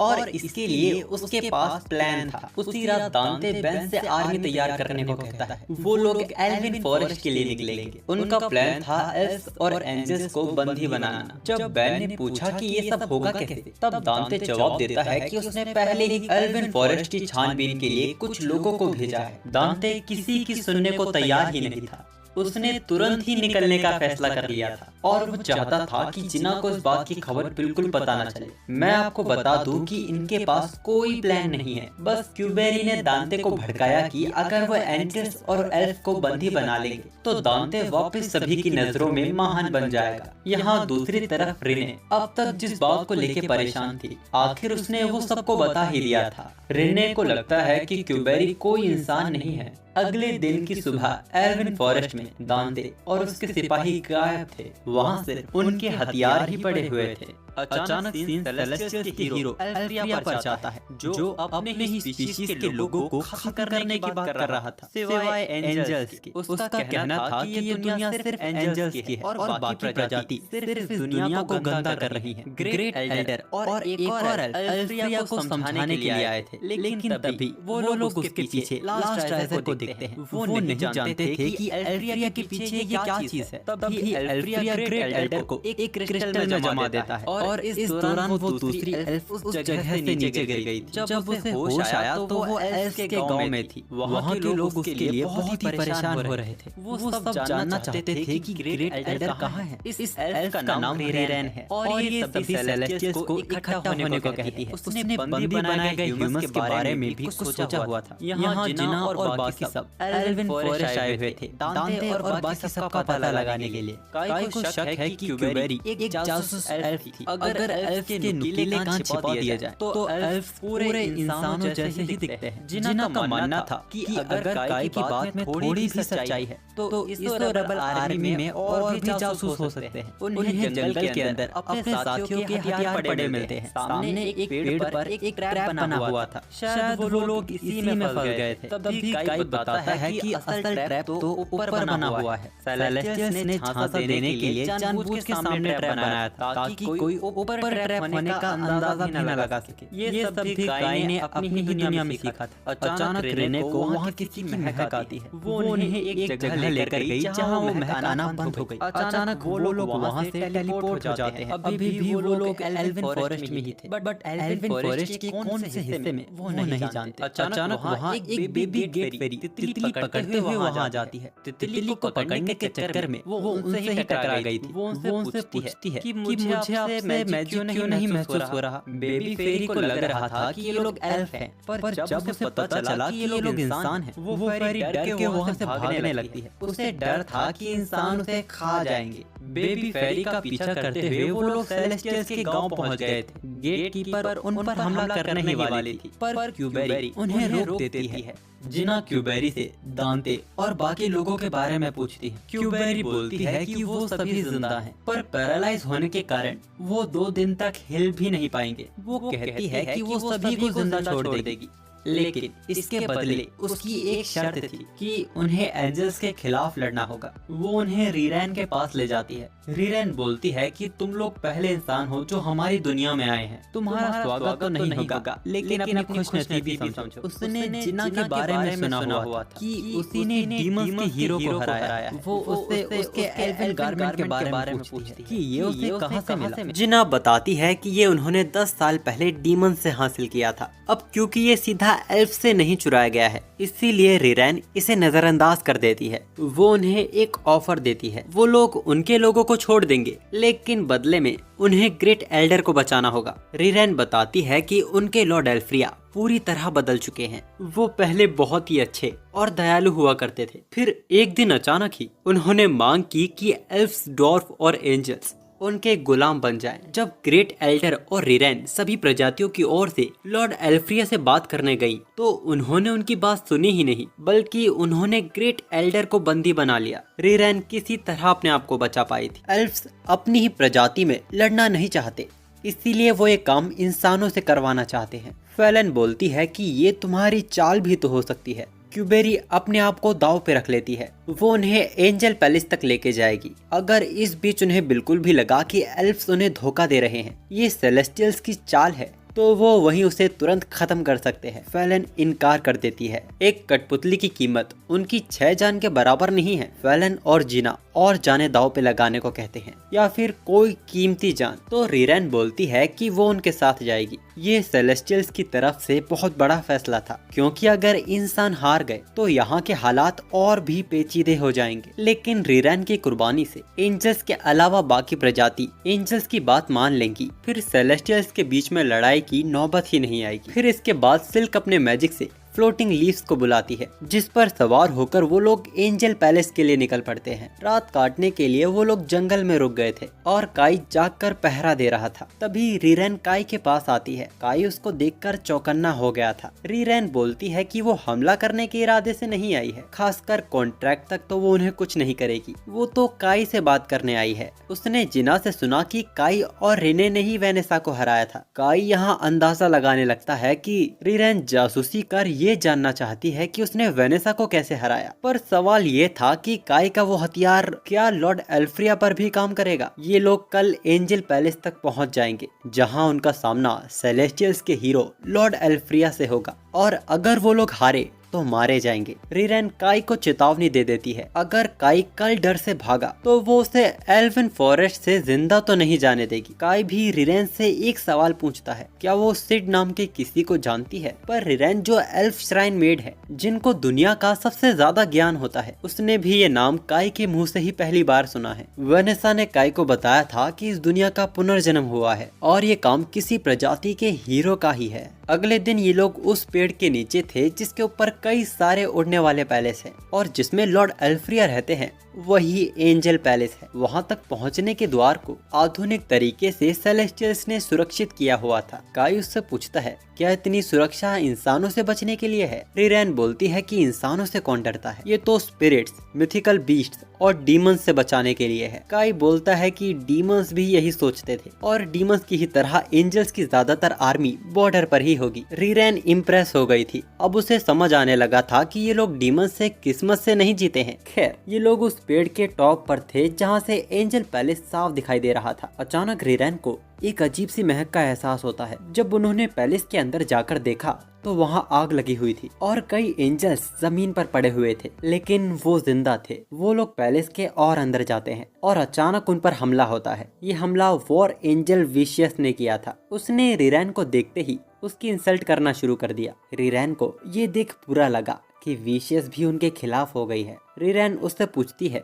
कि एंजल्स का ये हाल उसने ही किया है। विशियस बोलती है कि वो लॉर्ड एल्फ्रिया की गुलाम है और जो वो बोलते हैं वो वही करती है। पर जिन एंजल्स ने लॉर्ड एल्फ्रिया की बात नहीं मानी, उनको सजा लॉर्ड एल्फ्रिया ने खुद दी और यही हाल ग्रेट एल्डर का होगा, जो बाकी लोगों के लिए चेतावनी होगी, जो भी लॉर्ड एल्फ्रिया की बात नहीं मानेगा। काई वॉर एंजल पर हमला कर देता है और फेलन, साकी और आशुरान भी उसकी मदद करते हैं। उन्होंने वॉर एंजल को वहीं रोक लिया था और बाकी सब पैलेस में आगे बढ़ जाते हैं, जहां उन्हें रोकने को ताकतवर रफाइलो खड़ा था। रिने सभी को आगे बढ़ने को कहती है, तुम दूसरों के लिए अपनी जान दे दोगी। पर रफाइलो अनजान था कि उनके जाते ही रिने अपनी पूरी ताकत का इस्तेमाल कर पाएगी। पैलेस के टॉप को कई बैरियर से प्रोटेक्ट किया हुआ था। अगर इनके साथ रिरैन न होती तो ये लोग कभी इस जगह को पार ही नहीं कर पाते। इस दौरान जिना काई से वो बात कहती है जो वो काई से कब से कहना चाहती थी। वो माफी मांगती है कि वो काई की सबसे मुश्किल लड़ाई वेनेसा के साथ उसमें वो उसका साथ ना दे सकी, लेकिन इस बार ये गलती वो वापस नहीं दोहराएगी।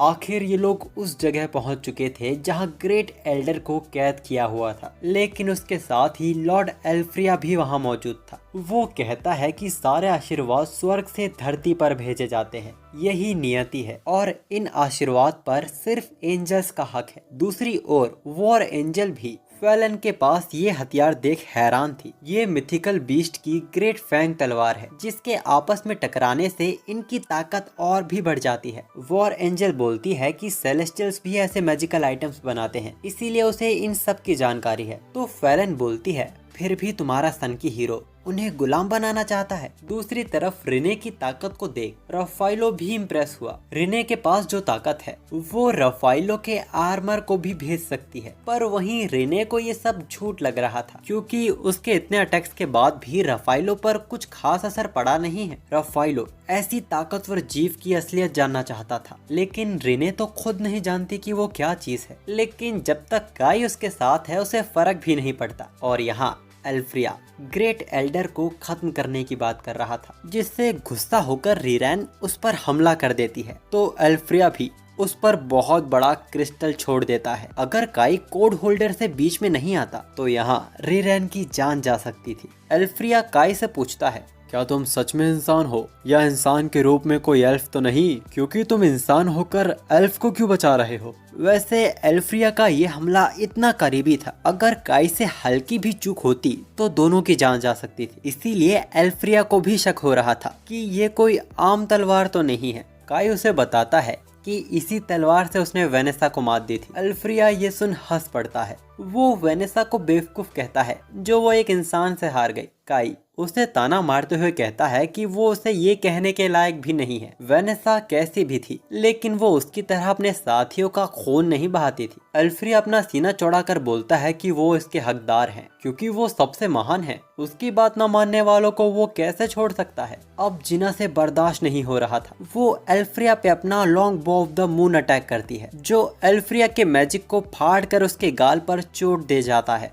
अब एल्फ्रिया की वजह से काई को भी पता चल गया था कि एल्विन गारमेंट जिना के शरीर पर क्या असर डाल रहा है, लेकिन इस पर बात करने का ये सही वक्त नहीं है। एल्फ्रिया ने जिना पर हेवन थंडर छोड़ दिया था, लेकिन एल्विन गारमेंट इतना ताकतवर आइटम है कि वो हीरो तक के हमले को टाल सकता है। अब एल्फ्रिया का गुस्सा बढ़ता ही जा रहा था। वो इस बार सभी पर दुगना ताकतवर हमला करता है, लेकिन रीरैन भी उनका साथ दे रही थी। वो अपने बैरियर से सबको बचा लेती है, पर अब तक उन्हें इस बात का एहसास हो चुका था कि एल्फ्रिया को मात देने के लिए उन्हें ग्रेट एल्डर की मदद लेनी होगी। रीरैन और काई दोनों ग्रेट एल्डर को छुड़ाने को भागते हैं और एल्फ्रिया उन पर हमला कर देता है, लेकिन काई ने इस हमले का भी जवाब दे दिया था। एल्फ्रिया को तो यकीन ही नहीं हो रहा था। रीरैन ग्रेट एल्डर को छुड़ाने के लिए 11 रेयर एल्विन आइटम्स में से एक डैगर का यूज करती है, पर उस क्रिस्टल के सामने उसका ये हथियार भी टूट गया। अब जाके रीरैन ने इस चीज का एहसास किया। ग्रेट एल्डर जो हीरो के बाद सबसे ताकतवर हैं, उनको एक ऐसे क्रिस्टल में कैद रख पाना, एल्फ्रिया का एक ऐसे वेपन का यूज करना जो उसके बैरियर को तोड़ सकता है, और एक ऐसी बैल का यूज करना जो बिजली गिरा सकती है, और एक छड़ी जो रेड ब्लेड को बुला सकती है। एल्फ्रिया भले ही हीरो हो, लेकिन वो भी इतने मैजिकल आइटम्स का यूज नहीं कर सकता। एल्फ्रिया कभी इतना ताकतवर नहीं था। रीरैन के मन में सवाल था, क्या उसकी इसी ताकत ने एल्फ्रिया को बदल दिया है। और तभी एल्फ्रिया के पीछे लास्ट राइजर 2.0 दिखती है। दूसरी तरफ रिने और रफाइलो के बीच अब तक लड़ाई जारी थी। रिने अपने मैजिक को इकट्ठा करती है और ऐसा ताकतवर पंच मारती है कि रफाइलो का आर्मर टूट जाता है। यहाँ वॉर एंजल के खिलाफ लड़ाई में उनको भी वॉर एंजल की कमजोरी का पता चल गया था। वो लोग मिलके उसके पंखों पर हमला करते हैं और उसे हथियार गिराने पर मजबूर कर देते हैं। यहाँ रफाइलो रिने को आगे जाने देता है। उसे यकीन है कि रिने अपने मैजिक से ग्रेट एल्डर को छुड़ा लेगी। असल में जिस दिन लॉर्ड एल्फ्रिया के अंदर पहली बार बदलाव आया था, उसी दिन से रफाइलो और वॉर एंजल इसी दिन का इंतजार कर रहे थे। वो और एंजल फैलन से उसकी ओर से उसके दोस्त ग्रेट एल्डर और रिरेन से माफी मांगने को कहती है और उन्हें पैलेस में आगे बढ़ने को कहती है, लेकिन फैलन ने मना कर दिया। उसने उनका साथ देने के बजाय उनसे लड़ना चुना। तो अगर वो माफी मांगना चाहती है तो वो खुद उन्हें वहाँ तक लेके जाए जहाँ पर बाकी सब है। यहाँ लास्ट राइजर इतना ताकतवर हमला करती है कि पैलेस ही तबाह होने लगता है। उस प्रेशर से जिना पैलेस से नीचे गिरने वाली थी, पर अचानक ही लास्ट राइजर पर बो ऑफ द मून अटैक होता है, जिसका उसके ऊपर कुछ खास असर तो हुआ नहीं। पर हम देखते हैं कि रिने ने जिना को बचा लिया है और इसके साथ ही जिना के सामने रिने की असलियत का खुलासा हो गया है। जिना बोलती है कि वो लड़ाई के बाद सब सच जानना चाहेगी। अल्फ्रिया भी रिने को देखिए बोलता है, अब ये घटिया जानवर कौन है? काई सीधा सवाल उससे करता है, क्या वर्ल्ड रिइंकार्नेशन के पीछे उसी का हाथ है? पर वेनेसा के ही जैसे अल्फ्रिया को भी इसके बारे में कुछ नहीं पता था। लेकिन जब काई प्रॉफिट सिड के बारे में पूछता है तो अल्फ्रिया का सिर दर्द होने लगता है, जैसे उसे कुछ याद आने लगा हो। लास्ट राइजर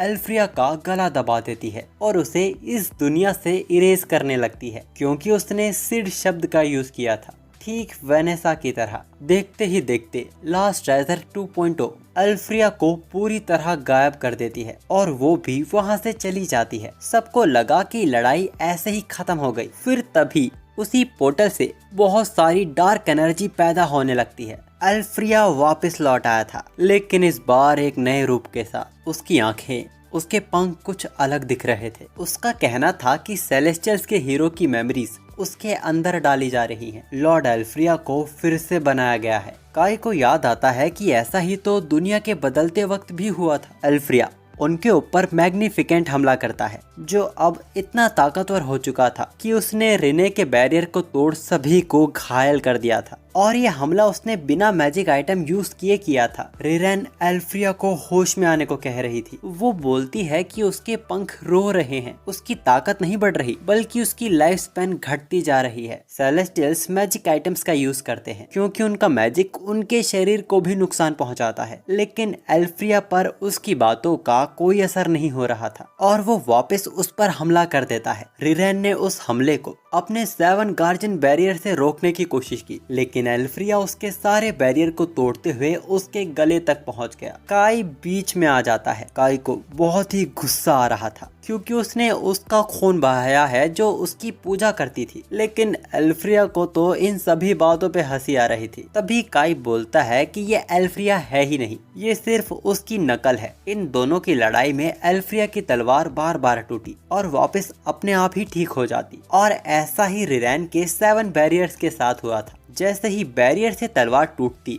वो तुरंत ठीक हो जाती। अल्फ्रिया अपने मैजिक को इकट्ठा करता है और एक बड़ी तलवार को समन करता है, लेकिन तलवारबाजी में काई उससे बेहतर था, तो अल्फ्रिया उस तलवार को छोड़ देता है, जिसके वजन से पूरा पैलेस तबाह होने लगता है। काई को पैलेस के तबाह होने से पहले अल्फ्रिया को हराना होगा। काई लगातार हमला करता है। वो उसके बैरियर को तोड़ के एक हमला करने में कामयाब हो गया था, पर अल्फ्रिया को इससे भी कुछ नहीं हुआ और वो काई को पकड़ के उसका गला दबाने लगता है। काई को समझ नहीं आ रहा था कि वेनेसा के जैसे अल्फ्रिया को होश क्यों नहीं आ रहा, और तभी हम देखते हैं कि इस बार रिरेन और जिना मिलकर हमला कर रहे हैं। 7 प्रिंसेस और एल्विन गारमेंट को मिला के बहुत बड़ी ताकत उत्पन्न हो रही थी। ये हमला बस एक बार ही होगा, तो ये जरूरी था कि ये अल्फ्रिया को ही जाके लगे। आखिर वो हमला अल्फ्रिया को जाके लगा। उस जगह का वो हिस्सा गायब हो गया, लेकिन उसका अंत नहीं हुआ। वो अभी भी लड़ पा रहा था। अल्फ्रिया का गुस्सा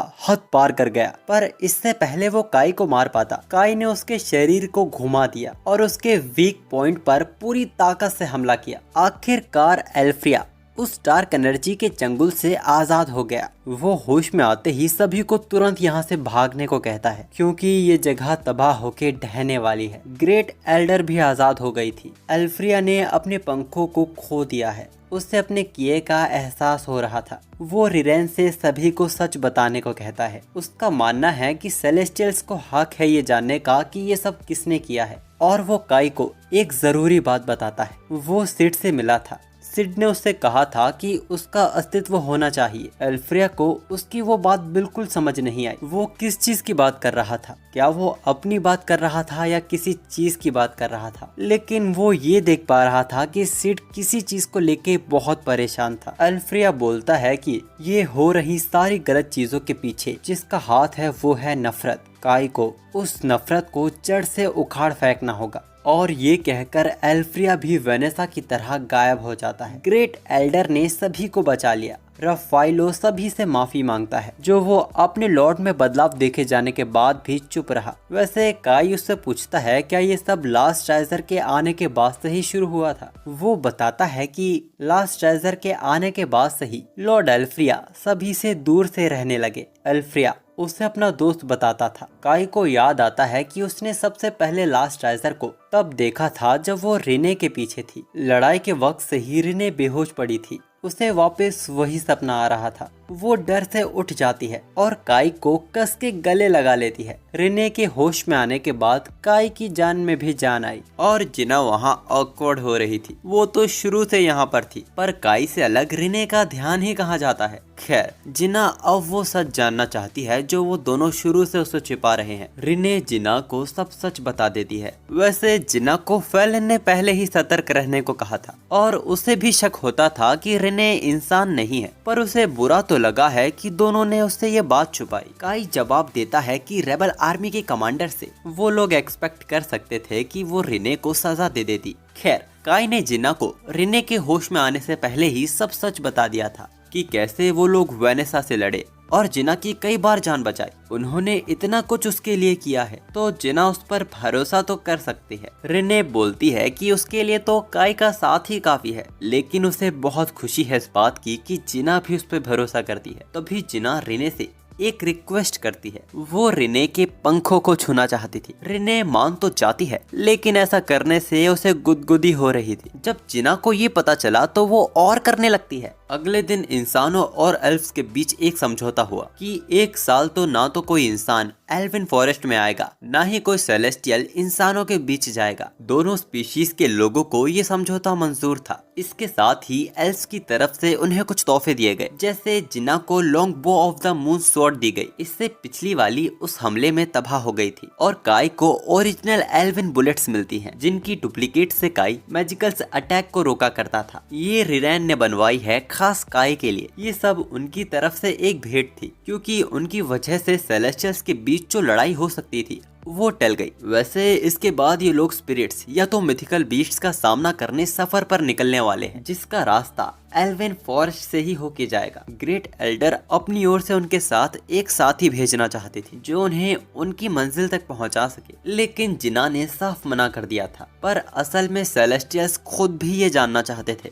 आखिर उनके लॉर्ड एल्फ्रिया को क्या हुआ था। वो बताती हैं कि इन सब की शुरुआत 10 साल पहले हुई थी, जब लॉर्ड एल्फ्रिया ने पश्चिम से घुसे एक घुसपैठिए को पकड़ा था। वो घुसपैठिया और कोई नहीं, मिथिकल बीस्ट्स का हीरो फैंग किंग राट ही थी। रफाइलो ने भी उन्हें देखा था। उस वक्त वो दोनों बिल्कुल अकेले थे और देखने से ऐसा लग रहा था जैसे कोई षड्यंत्र रचा जा रहा हो। उसी दिन से लास्ट ट्रेजर 2.0 एल्फ्रिया के साथ दिखाई देने लगी। यही वजह है कि सेलेस्टियल्स अपनी ओर से किसी को भेजना चाहते हैं ताकि वो इसके पीछे का सच जान सके। तभी रिरैन ग्रेट एल्डर के फैसले पर सवाल करती है, आखिर कौन ही सेलेस्टियल इनके साथ जाएगा? इनके साथ जाना यानी इनका गुलाम बनना, और अगर समझौता टूटा तो सबसे पहले वही मारा जाएगा। तो ऐसे हालात में कौन ही सेलेस्टियल इनके साथ जाने को मानेगा? ग्रेट एल्डर उसकी बात काटते हुए बोलती है कि तुम्हें ही जाना है। रिरैन को तो यकीन ही नहीं होता कि उसे ही क्यों जाना है। ग्रेट एल्डर का कहना था कि जब से वो काई से मिली है तब से वो उसके पास ही मंडराती रहती है, और रिने भी उनकी बात में हामी भरती है और पूछती है, क्या तुम मेरे काई के पीछे पड़ी हुई हो? रिरैन को तो बोलने का मौका नहीं मिल पा रहा था, इसीलिए वो काई को कुछ कहने को कहती है। काई कहता है कि उसे भी अच्छा लगेगा अगर रिरैन उनके साथ जाए तो, और ऐसे ही बिना रिरैन से पूछे फैसला हो जाता है। इसके बाद ये लोग आइसो फेडरेशन वापस लौट आए थे। उनके बीच समझौते की बात हुई और ये इंसानों के लिए वाकई फायदेमंद सौदा था। वैसे दांते का कहना था कि अब तक जिना जो तरीके यूज करती आई है, अब यहाँ से आगे वो काम नहीं आएंगे। डीमंस और सेलेस्टियल्स की हार के बाद अब स्पिरिट्स और मिथिकल बीस्ट्स उन्हें हल्के में नहीं लेंगे। तो जैसा इस बार नहीं हो पाया, आइसो रेबल आर्मी और उर्जा रेबल आर्मी साथ में काम नहीं कर पाई।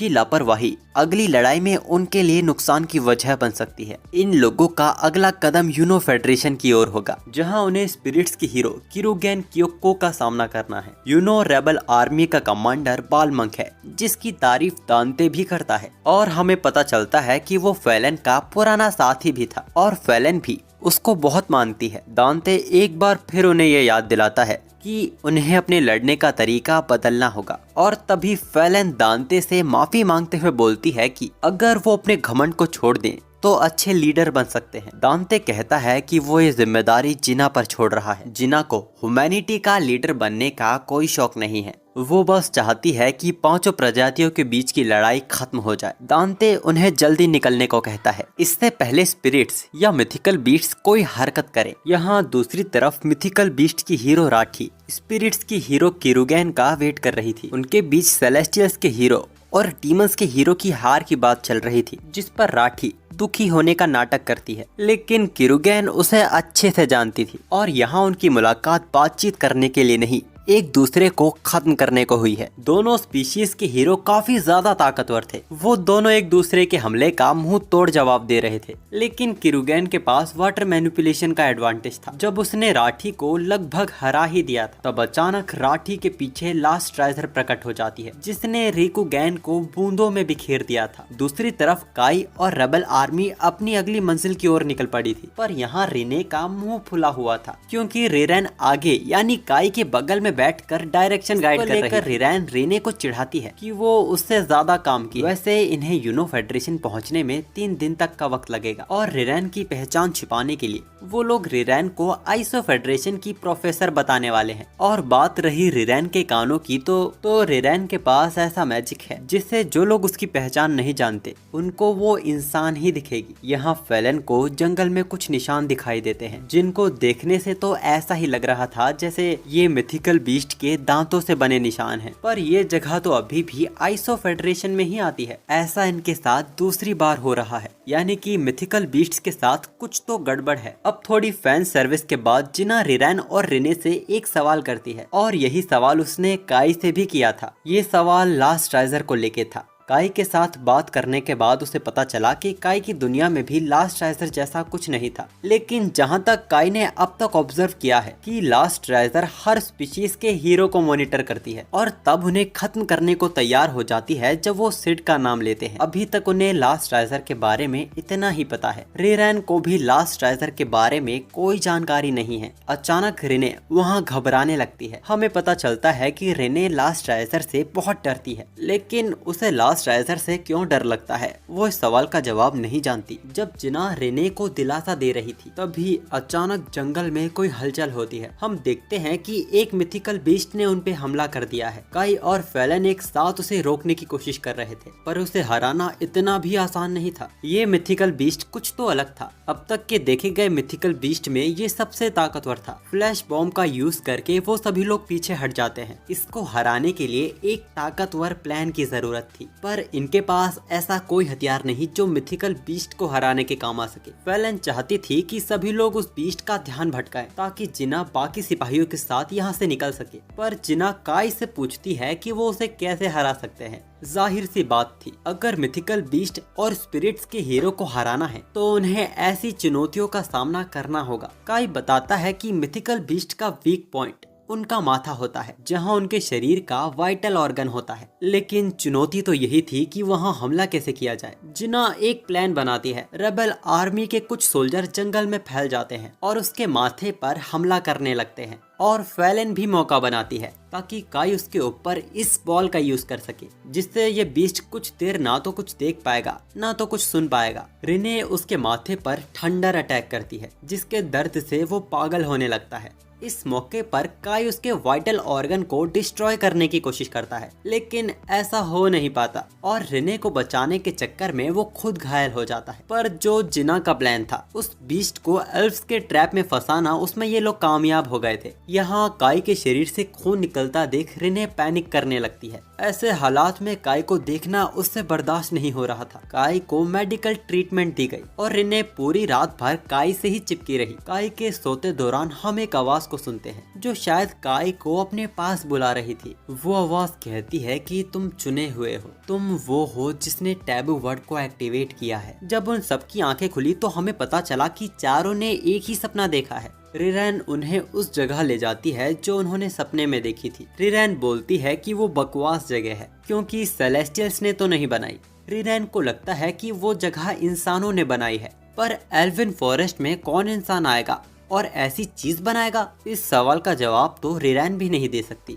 काई उन्हें मेगालिथ के बारे में बताता है। कुछ ऐसी जगह हैं जो दुनिया में मौजूद हैं, पर किसने और कैसे बनाई ये कोई नहीं जानता। काई की दुनिया में ऐसी बहुत सारी चीजें थी जिनमें से एक है ग्रेवयार्ड। खैर, वो लोग उस जगह के सामने थे जो उन्होंने सपने में देखी थी। अचानक वही आवाज उन्हें वापस सुनाई देने लगती है जो उन्हें अंदर बुला रही थी। वो बोलती है कि तुम्हारी किस्मत तुम्हें सेंटर ऑफ द वर्ल्ड ले आई है, तुम्हें चुना गया है, तुम्हारा स्वागत है। अंदर से ये टेम्पल ग्रेवयार्ड जैसा था। यहाँ ऐसी कोई ताकत है जो मैजिक नहीं है। रिने बोलती है कि ये ताकत उसके जैसी है। अंदर एक औरत की काफी बड़ी मूर्ति थी जो कि बोल रही थी। वो बोलती है कि वो महायुद्ध के खत्म होने के वक्त से यहाँ इस दिन का इंतजार कर रही थी, ऐसे उस शख्स का जो सिड के जैसा योग्य होगा। काई हैरान हो जाता है कि ये मूर्ति सिड को कैसे जानती है। जब काई ने उस मूर्ति को ध्यान से देखा तब जाके उसे रियलाइज हुआ कि ये तो उसी देवी की मूर्ति है जिसने सिड को उसकी तलवार दी थी।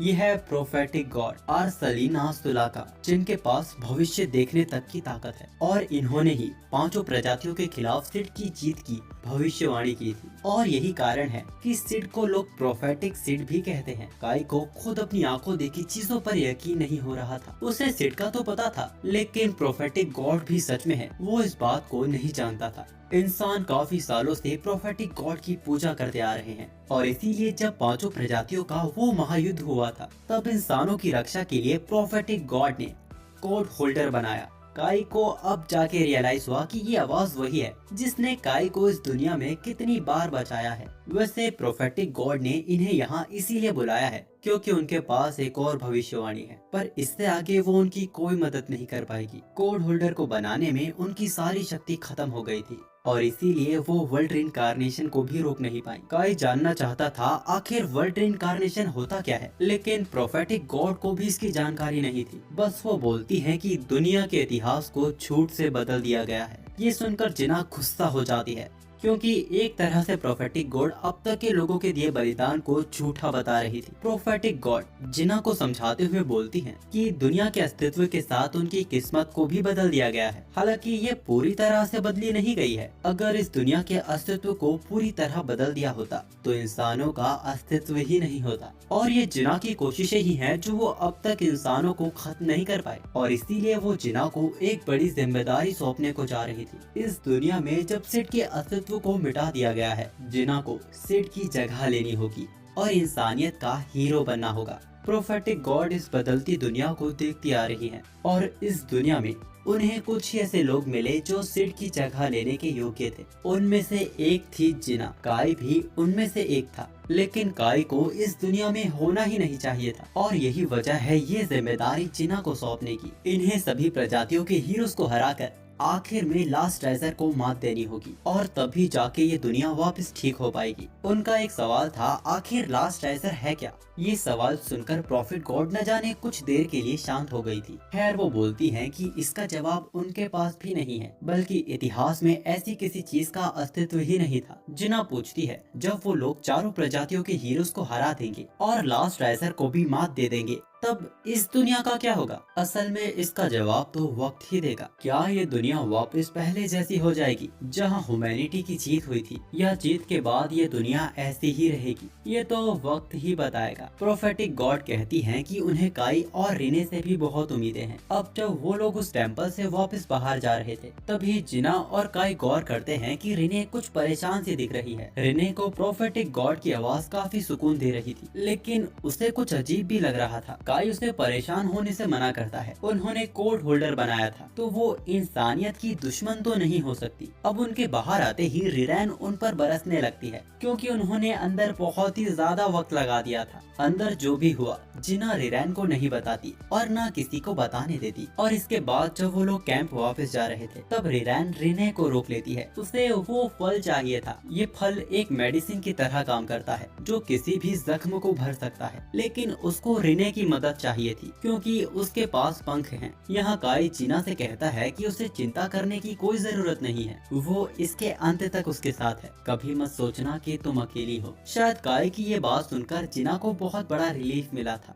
वो बताती है कि वो आज तक काई के दूसरी दुनिया के होने की बात पर आज तक वो यकीन नहीं कर पाई है, लेकिन वो फिर भी जानना चाहती थी आखिर उस दुनिया में उनके बीच क्या रिश्ता था। काई बोलता है कि वो दोस्त थे और एक साथ काम किया करते थे। जिना बोलती है क्या और भी कुछ? काई बोलता है कि वो अच्छे दोस्त थे, लेकिन शायद जिना यहाँ कुछ और सुनना चाहती थी। है वो पूछती है क्या वो इस दुनिया में भी उसका दोस्त बनेगा? जिना का कोई दोस्त नहीं है और बस काई ही है जिससे वो हर बात कह पाती है। और उसी वक्त रिने और रिरैन भी फल लेके वहाँ आ जाते हैं और कुछ देर बाद उनकी गाड़ियाँ निकल पड़ी थी यूनो फेडरेशन की ओर। और हमेशा की तरह इस सफर में भी रिने और रिरैन की बहस चल रही थी। रिने काई को रिरैन की बनाई दवाई को पीने से रोक रही थी। उसे लगता है कि ये काई के लिए खतरनाक हो सकता है और ये पीने में भी बहुत ही कड़वी थी। रिरैन बोलती है कि ये दवाई काई के हाथ को बिल्कुल ठीक कर देगी और दवाई जितनी कड़वी हो उतनी ही असरदार होती है। रिरैन वो दवाई खुद पीकर दिखाती है जिससे उसे उल्टी हो जाती है। काई रिरैन पे भरोसा करता था। वो उसकी बनाई दवाई को पी लेता है। साकी रास्ते पर नजर रख रही थी पर अचानक ग्रेवयार्ड को देख वो रुक जाते हैं। ये ग्रेवयार्ड यूनो फेडरेशन में है, यानी कि इस ग्रेवयार्ड में स्पिरिट्स को कैद किया गया था। अचानक रेने बोलती है कि वो लोग फंस चुके हैं। अचानक आकाश से स्लाइम जैसी चीजों की बारिश होने लगती है। उनकी तादाद बढ़ती ही जा रही थी। क्वेलन और ह्यूमंस के हथियार का उन पे कोई असर नहीं हो रहा था। ये स्पिरिट्स हैं जिनके ऑर्गन मैजिक से प्रोटेक्टेड होते हैं। इनको मारने का सिर्फ एक ही तरीका है, इनके शरीर को जला देना। तभी वहाँ कुछ लोगों की एंट्री होती है जिन्होंने सभी स्पिरिट्स को जला दिया था। ये है यूनो रेबल आर्मी। जब बची स्पिरिट्स एक साथ मिलकर एक होने लगती हैं, तब अननोन रेबल आर्मी का कमांडर बालमंक अपने हथियार से उन्हें खत्म कर देता है। बालमंक उन सभी का यूनो फेडरेशन में स्वागत करता है और उनकी तारीफ करता है जिस तरह उन्होंने स्पिरिट्स का सामना किया जबकि उनके ऊपर अचानक हमला हुआ था। और ऐसे ही बस वो बोलता ही जाता है। क्वेलन उन्हें चलने को कहती है क्योंकि बालमंक की बातें कभी खत्म ही नहीं होती। लेकिन अचानक रिने बोलती है कि वो अभी भी यहाँ पर है। सभी लोग सतर्क हो जाते हैं। अचानक स्लाइम जैसी चीज ने उनके चारों ओर एक बैरियर बना दिया था जिसको कोई भी वेपन नहीं काट पा रहा था। तभी काई को एक आइडिया आता है। सभी लोग गाड़ियों में बैठ जाते हैं और काई ड्वार्फ्स की बनाई उन एल्विन बुलेट्स का यूज करता है। उन्होंने बैरियर में छेद कर दिया था और इस मौके पे वो लोग बैरियर से बाहर निकल जाते हैं। काई देखता है कि वो अजीब सी चीज वापस जा रही है। बालमंक जिना के सिपाही काई की तारीफ करता है तो जिना बोलती है कि वो उसका सिपाही नहीं उसका दोस्त है। लेकिन बेस पर जाने से पहले बालमंक उन्हें एक लेक के पास लेके आया था। असल में ये लोग इस लेक की इन्वेस्टिगेशन के लिए ही निकले थे और इस लेक की खास बात ये है कि ये लेक कभी यहाँ पर थी ही नहीं। रिने बोलती है कि ये कोई लेक नहीं एक स्पिरिट है। अचानक वो चीज अपना रूप बदलने लगती है और हमें पता चलता है कि ये तो स्पिरिट्स की हीरो रिकुगैन है। रिकुगैन उन पर अंधाधुन हमला कर देती है। काई उसके करीब जाकर उसके शरीर के 2 हिस्से कर देता है और यूनो रेबल आर्मी मिलकर उसे जला देते हैं। लेकिन हमने देखा कि रिकुगैन ने उस हमले को एब्सॉर्ब कर लिया और उल्टा वही हमला वो उन पर कर देती है। काई बीच में आकर उस हमले को रोक देता है और सबकी जान बचा लेता है। रिकुगैन काई के पास कोड होल्डर देख हैरान हो गई थी। वो पूछती है कि उसके पास कोड होल्डर क्यों है। स्पिरिट्स के हीरो के मुंह से कोड होल्डर शब्द सुनकर लास्ट ट्राइजर 2.0 अलर्ट हो जाती है। यहाँ काई को पहली बार पता चला कि स्पिरिट्स बोल सकती है, लेकिन असल में रिकुगैन ने ये इंसानी जबान सिड को समझने के लिए सीखी थी। रिकुगैन बोलती है कि सिड स्पिरिट्स का दुश्मन है लेकिन उसने रिकुगैन को समझदार बनाया। रिकुगैन बताती है कि सिड ने उससे कुछ कहा था कि तकदीर का बदला शुरू होने वाला है और वर्ल्ड रिइंकार्नेशन तो इसकी सिर्फ एक शुरुआत है। इसका मतलब था कि वर्ल्ड रिइंकार्नेशन के बाद भी कुछ बड़ा होने वाला है। अब क्योंकि रिकुगैन ने भी सिड शब्द का यूज किया था, इसीलिए लास्ट राइजर 2.0 उसे इरेज करने लगती है। लेकिन रिकुगैन अपने आप को बिखेर कर लास्ट राइजर पर ही हमला कर देती है और अनएक्सपेक्टेड डैमेज होने की वजह से वो वापस लौट जाती है। अब रिकुगैन इस लड़ाई को रोकने को कहती है। वो थक चुकी थी, लेकिन बालमंक को लगता है कि ये रिकुगैन की कोई चाल है। वो वक्त ले रही है ताकि वो उन पे वापस हमला कर सके। और वैसे भी लड़ाई रिकुगैन ने ही शुरू की थी। रिकुगैन बताती है कि वो अपने आप को रीजनरेट कर रही थी। काई को ये सुन हैरानी होती है क्योंकि रिकुगैन जो स्पिरिट की हीरो है वो इतनी जल्दी कैसे थक सकती है। रिकुगैन को काई समझदार लगा। वो उसे बताती है कि उसका सामना मिथिकल बीट्स की हीरो राठी से हुआ था। वो ताकतवर थी, लेकिन उसको लास्ट राइजर ने हैरान किया। और हमें पता चलता है कि सिड भी लास्ट राइजर के बारे में जानता था। रिकुगैन बताती है कि पांचों प्रजाति के हीरो अपनी प्रजाति के लोगों का भला चाहते हैं, लेकिन लास्ट राइजर किसी भी प्रजाति की नहीं है। उसका इकलौता मकसद नफरत को फैलाना है। लास्ट राइजर पूरी दुनिया के लिए खतरा है। और जैसा कि हम देख चुके हैं कि लास्ट राइजर किसी की भी सगी नहीं है, पर यहाँ बालमंक अपने आप को मना नहीं पा रहा था। आखिर वो एक ही बार में समझौता कैसे कर ले उन स्पिरिट्स के साथ जिनके खिलाफ वो कितने सालों से लड़ते आ रहे हैं। जिन्ना उसे समझाता है कि वो पुरानी बातों को भूलकर इनके साथ लड़ाई रोकने को नहीं कह रहा है, पर अभी लड़ाई को टालने से लोगों की जान बचेगी। जिन्ना की बात को मानकर बालमंक अपने हथियार को नीचे रख देता है और अब धीरे धीरे रिकुगैन को सब याद आने लगा था। सिड के जाते ही लास्ट राइजर आ गई थी। उनकी पहली मुलाकात लास्ट राइजर से ग्रेवयार्ड में ही हुई थी। वेनेसा को उससे नफरत थी। एल्फ्रिया ने इनकार कर दिया। रिकुगैन को उस पर शक था। सिर्फ राठी ने ही उसे अपनाया। तब से लास्ट राइजर उसके साथ ही रहती है। राठी को ताकत का लालच नहीं है। उसे ताकतवर बनने के लिए लास्ट राइजर की जरूरत भी नहीं है। शायद राठी का कुछ और ही मकसद है। वो लोग ग्रेवयार्ड के अंदर जाते हैं। जब काई उस जगह पहुंचा जहां उसे डीमंस के ग्रेवयार्ड में कोड होल्डर मिली थी, वहां कोड होल्डर चमकने लगती है और काई को वही आवाज वापस सुनाई देती है। रिने इस आवाज को पहचानती थी। ये आवाज सिड की थी। सिड बोलता है कि उसकी एक गलती की वजह से वो रिने को बचा नहीं पाया था, लेकिन अब उन्हें उस भविष्य में पहुंचना होगा जहां वो नहीं पहुंच पाया था। कोड होल्डर उस दुनिया के दरवाजे को वापस खोल देता है और इसके अगले ही पल वो सब दूसरी दुनिया में थे। बालमंक और फैलन को लग रहा था कि वो एक बिछाए जाल में फंस गए हैं, लेकिन रिकुगैन को सामने से कोई बड़ा मैजिक सोर्स महसूस हो रहा था। वो लोग ये देख हैरान हो जाते हैं कि यहाँ एल्फ्रिया है जिसे मैजिक से सील किया हुआ है। बालमंक उसे तोड़ने वाला था क्योंकि ह्यूमैनिटी के लिए सेलेस्टियल्स का हीरो भी बड़ा खतरा है, पर रिरैन उसे ऐसा करने नहीं देती।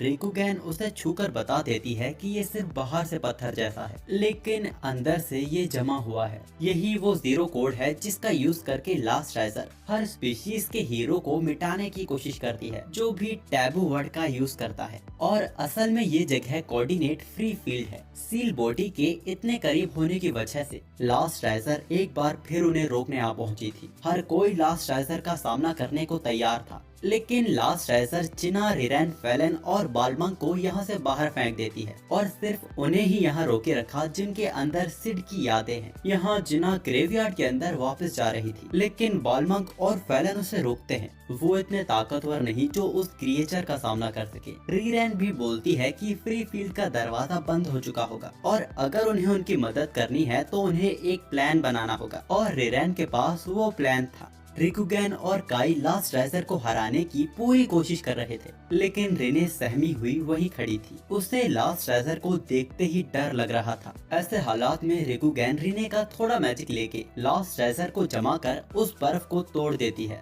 पर क्योंकि ये लोग उसी की जगह फ्री फील्ड में थे तो इस बार लास्ट राइजर को वापस जाने की जरूरत ही नहीं पड़ी। उसने अपने आप को तुरंत ठीक कर लिया। अगर उन्हें लास्ट राइजर को हराना है तो पहले उन्हें यहाँ से उसे बाहर ले जाना होगा। पिछली बार तो काई यहाँ से अनजाने में निकल पाया था और रिकुगैन भी इस तलवार के भरोसे नहीं रह सकती। वो एल्फ्रिया के स्टैचू को उठाती है, जिससे लास्ट ट्रेजर 2.0 पागल हो जाती है और इसी का फायदा उठा के वो लोग लास्ट ट्रेजर को वहाँ से दूर ले जाने लगते हैं। रिकुगेन लास्ट ट्रेजर पर फायर फ्लेम का यूज करती है, लेकिन वो फिर अपने आप को ठीक कर उस हमले को वापस भेज देती है। उस हमले से सबको बचाते वक्त काई ने एक बार फिर अनजाने में गेट खोल दिया था, जिसमें कूदकर वो लोग अपनी दुनिया में वापस लौट आते हैं। लास्ट ट्रेजर भी उनके पीछे आ गई थी। काई और रिकुगेन अपने अटैक से लास्ट ट्रेजर 2.0 को डिस्ट्रॉय कर देते हैं। यहाँ दूसरी तरफ हम देखते हैं कि रिरैन कोई तो हथियार बना रही है और उसी वक्त रिकुगेन के उस हमले से वो पूरी जगह हिल जाती है। इस हमले के बाद रिकुगेन भी थक चुकी थी, लेकिन चीजें अब तक खत्म नहीं हुई थी। हम देखते हैं कि फ्री फील्ड का दरवाजा फिर से खुला है और इस बार उसके अंदर से मेन लास्ट ट्रेजर निकल रही थी, जिससे सामना काई का कहानी की शुरुआत में हुआ था। उसकी मैजिक पावर को फील कर रिरैन के हाथों से उसका औजार गिर गया था। इस क्रिएचर को देख रिरैन बहुत ज्यादा डर जाती है। उसको याद आ गया था कि उसको भी बचाने के लिए सिड लास्ट ट्रेजर से लड़ रहा था, लेकिन ये बहुत ही ताकतवर थी। सिड के होते हुए इसने रिने को कैद कर लिया था और तभी से रिने इस क्रिएचर से डरती आ रही है। काई उससे वादा करता है कि वो उसे कुछ नहीं होने देगा। लास्ट ट्रेजर एक पोर्टल से कोड होल्डर को पकड़ लेती है। रिकुगेन उस पर हमला करती है, लेकिन उसके बैरियर को वो हमला तोड़ नहीं पाता। लास्ट ट्रेजर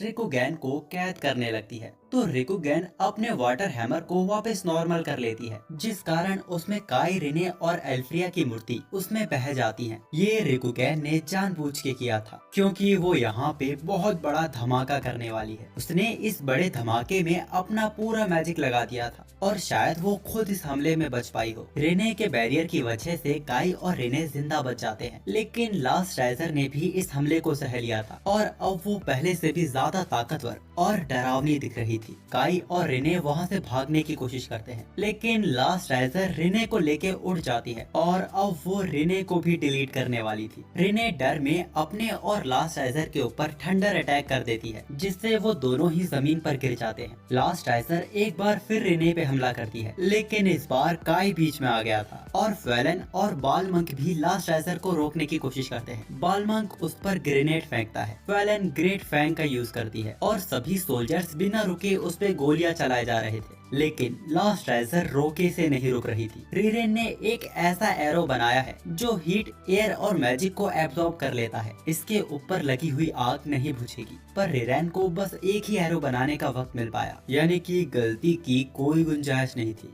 जिना ठीक निशाना लास्ट ट्रेजर के माथे पर लगाती है। वो तीर आसपास की एयर, हीट, मैजिक को एब्जॉर्ब कर लेता है, जिससे ऐसा धमाका हुआ कि लास्ट ट्रेजर टुकड़ों में बिखर गई थी। पर अभी तक चीजें खत्म नहीं हुई थी। लास्ट ट्रेजर किसी तरह का एन्चार्मेंट बोलने लगती है, जिससे कहानी उसी मोड़ पर आ गई थी जहां ये कहानी शुरू हुई थी। वर्ल्ड रिनकार्नेशन एक बार फिर शुरू हो गया था। काई और रिने को छोड़ सभी लोग गायब हो रहे थे। उसी पोर्टल से एक और कोड होल्डर निकलती है और लास्ट ट्रेजर ने अपना रूप सिड में बदल दिया था। राठी इस बदलती दुनिया को देख रही थी। वो कहती है कि सिड की गलती ने उनकी तकदीर को बदल दिया है, लेकिन हर कीमत पे वो अपने लोगों की रक्षा करेगी, भले ही दुनिया के दो हिस्से क्यों ना हो जाए। यहाँ लास्ट ट्रेजर को सिड के रूप में देख काई का माथा सनक गया था। वो उस पे हमला कर देता है। काई को गुस्सा आ रहा था, क्योंकि लास्ट ट्रेजर सिड का रूप लेके उसका अपमान कर रही थी। रिने भी उस पे हमला कर देती है और उसे सिड के रूप से बाहर निकलने को कहती है, लेकिन उसने वापस रिने को फ्री फील्ड में कैद कर दिया था। काई रिने को वापस मांगता है, लेकिन सिड के रूप में लास्ट ट्रेजर को हराना काई से हो नहीं पा रहा था। अचानक काई को अपनी पुरानी कुछ यादें याद आने लगती है। एक बार जिना ने काई से पूछा था कि वो इतनी मेहनत क्यों करता है। वो सरकाज़म में बोलती है कि काई सिड बनने की कोशिश तो नहीं कर रहा है, लेकिन काई ने कभी ऐसा नहीं सोचा। उसे नहीं लगता कि वो उसकी बराबरी भी कर सकता है। सिड तो उसके लिए कुछ और ही था। तभी काई वापस कोड होल्डर को उठाता है और बोलता है कि तुम सिड नहीं हो। सिड तो रिने को बचाना चाहता था। कोड होल्डर की ताकत अचानक बढ़ने लगी थी। लास्ट ट्रेजर भी उस हमले को रोक नहीं पाती। उस हमले ने एक बार फिर फ्री फील्ड का दरवाजा खोल दिया था। फ्री फील्ड में रिने को वापस उन्हीं जंजीरों में कैद कर दिया गया था। रिने को वापस वही पुरानी बातें याद आ रही थी कि कैसे सबने उसे ठुकरा दिया था। वो सभी से नफरत करने लगी थी, लेकिन अब उसे लोग पसंद आने लगे हैं, क्योंकि वो काई के साथ है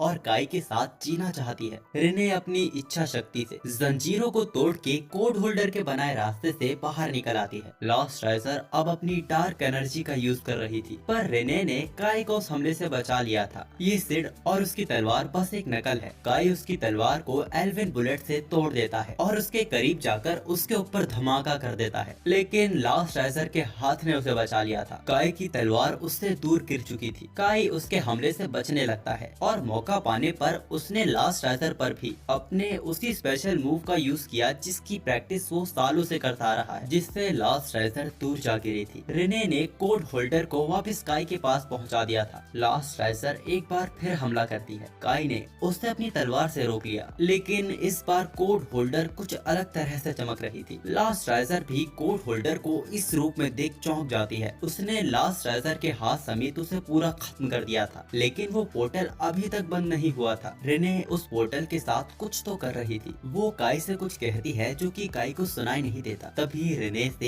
एक तेज रोशनी निकलती है। जब काई ने अपनी आंखें खोली तो वो अपने बचपन के उसी हादसे को वापस जी रहा था, लेकिन इस बार उसके सामने कोड होल्डर नहीं, कैद की गई रिने थी, जो कि बोलती है कि मुझे बचाओ। काई की आंखें खुली और उसने अपने सामने रिने को पाया, जो उसके होश में आने का इंतजार कर रही थी। वो काई को गले लगा लेती है और अब वो काई को अपने दिल की बात बताने वाली थी।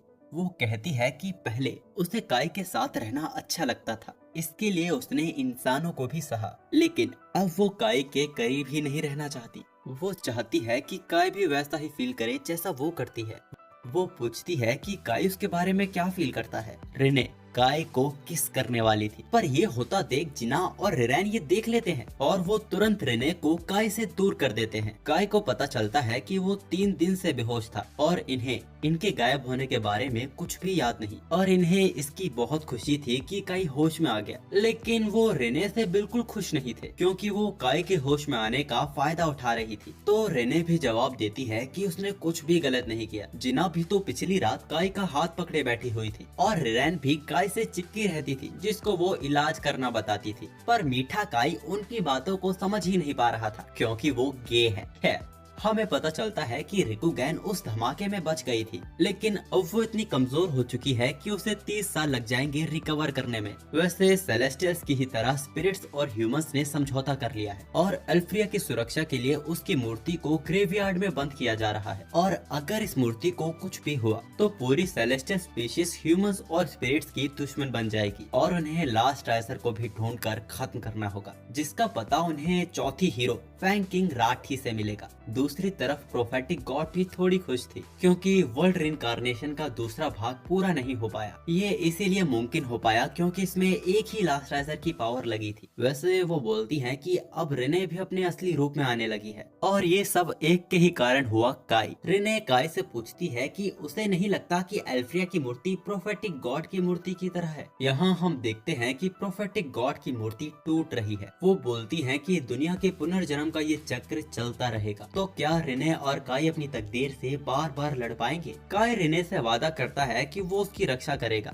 और 5 प्रजातियों के बीच के महायुद्ध को रोकेगा। और यहाँ इस एनिमे का सीजन 1 खत्म होता है। इसको खत्म करने में वाकई हमने बहुत ज्यादा वक्त लगा दिया। वैसे मैं कहना चाहूंगा कि इस एनिमे का कॉन्सेप्ट मुझे बहुत ही अच्छा लगा, लेकिन अगर इसके एनिमेशन पर ज्यादा काम किया जाता और इसका बजट थोड़ा बड़ा होता तो ये टॉप एनिमे में अपनी जगह बना सकता था। खैर, अगर आप इस वीडियो को यहाँ तक देख रहे हैं तो आपको इस एनिमे में कौन सा कैरेक्टर ज्यादा इंटरेस्टिंग लगा, उसका नाम कमेंट्स में देख के सबके सामने उसे हाईलाइट कीजिए।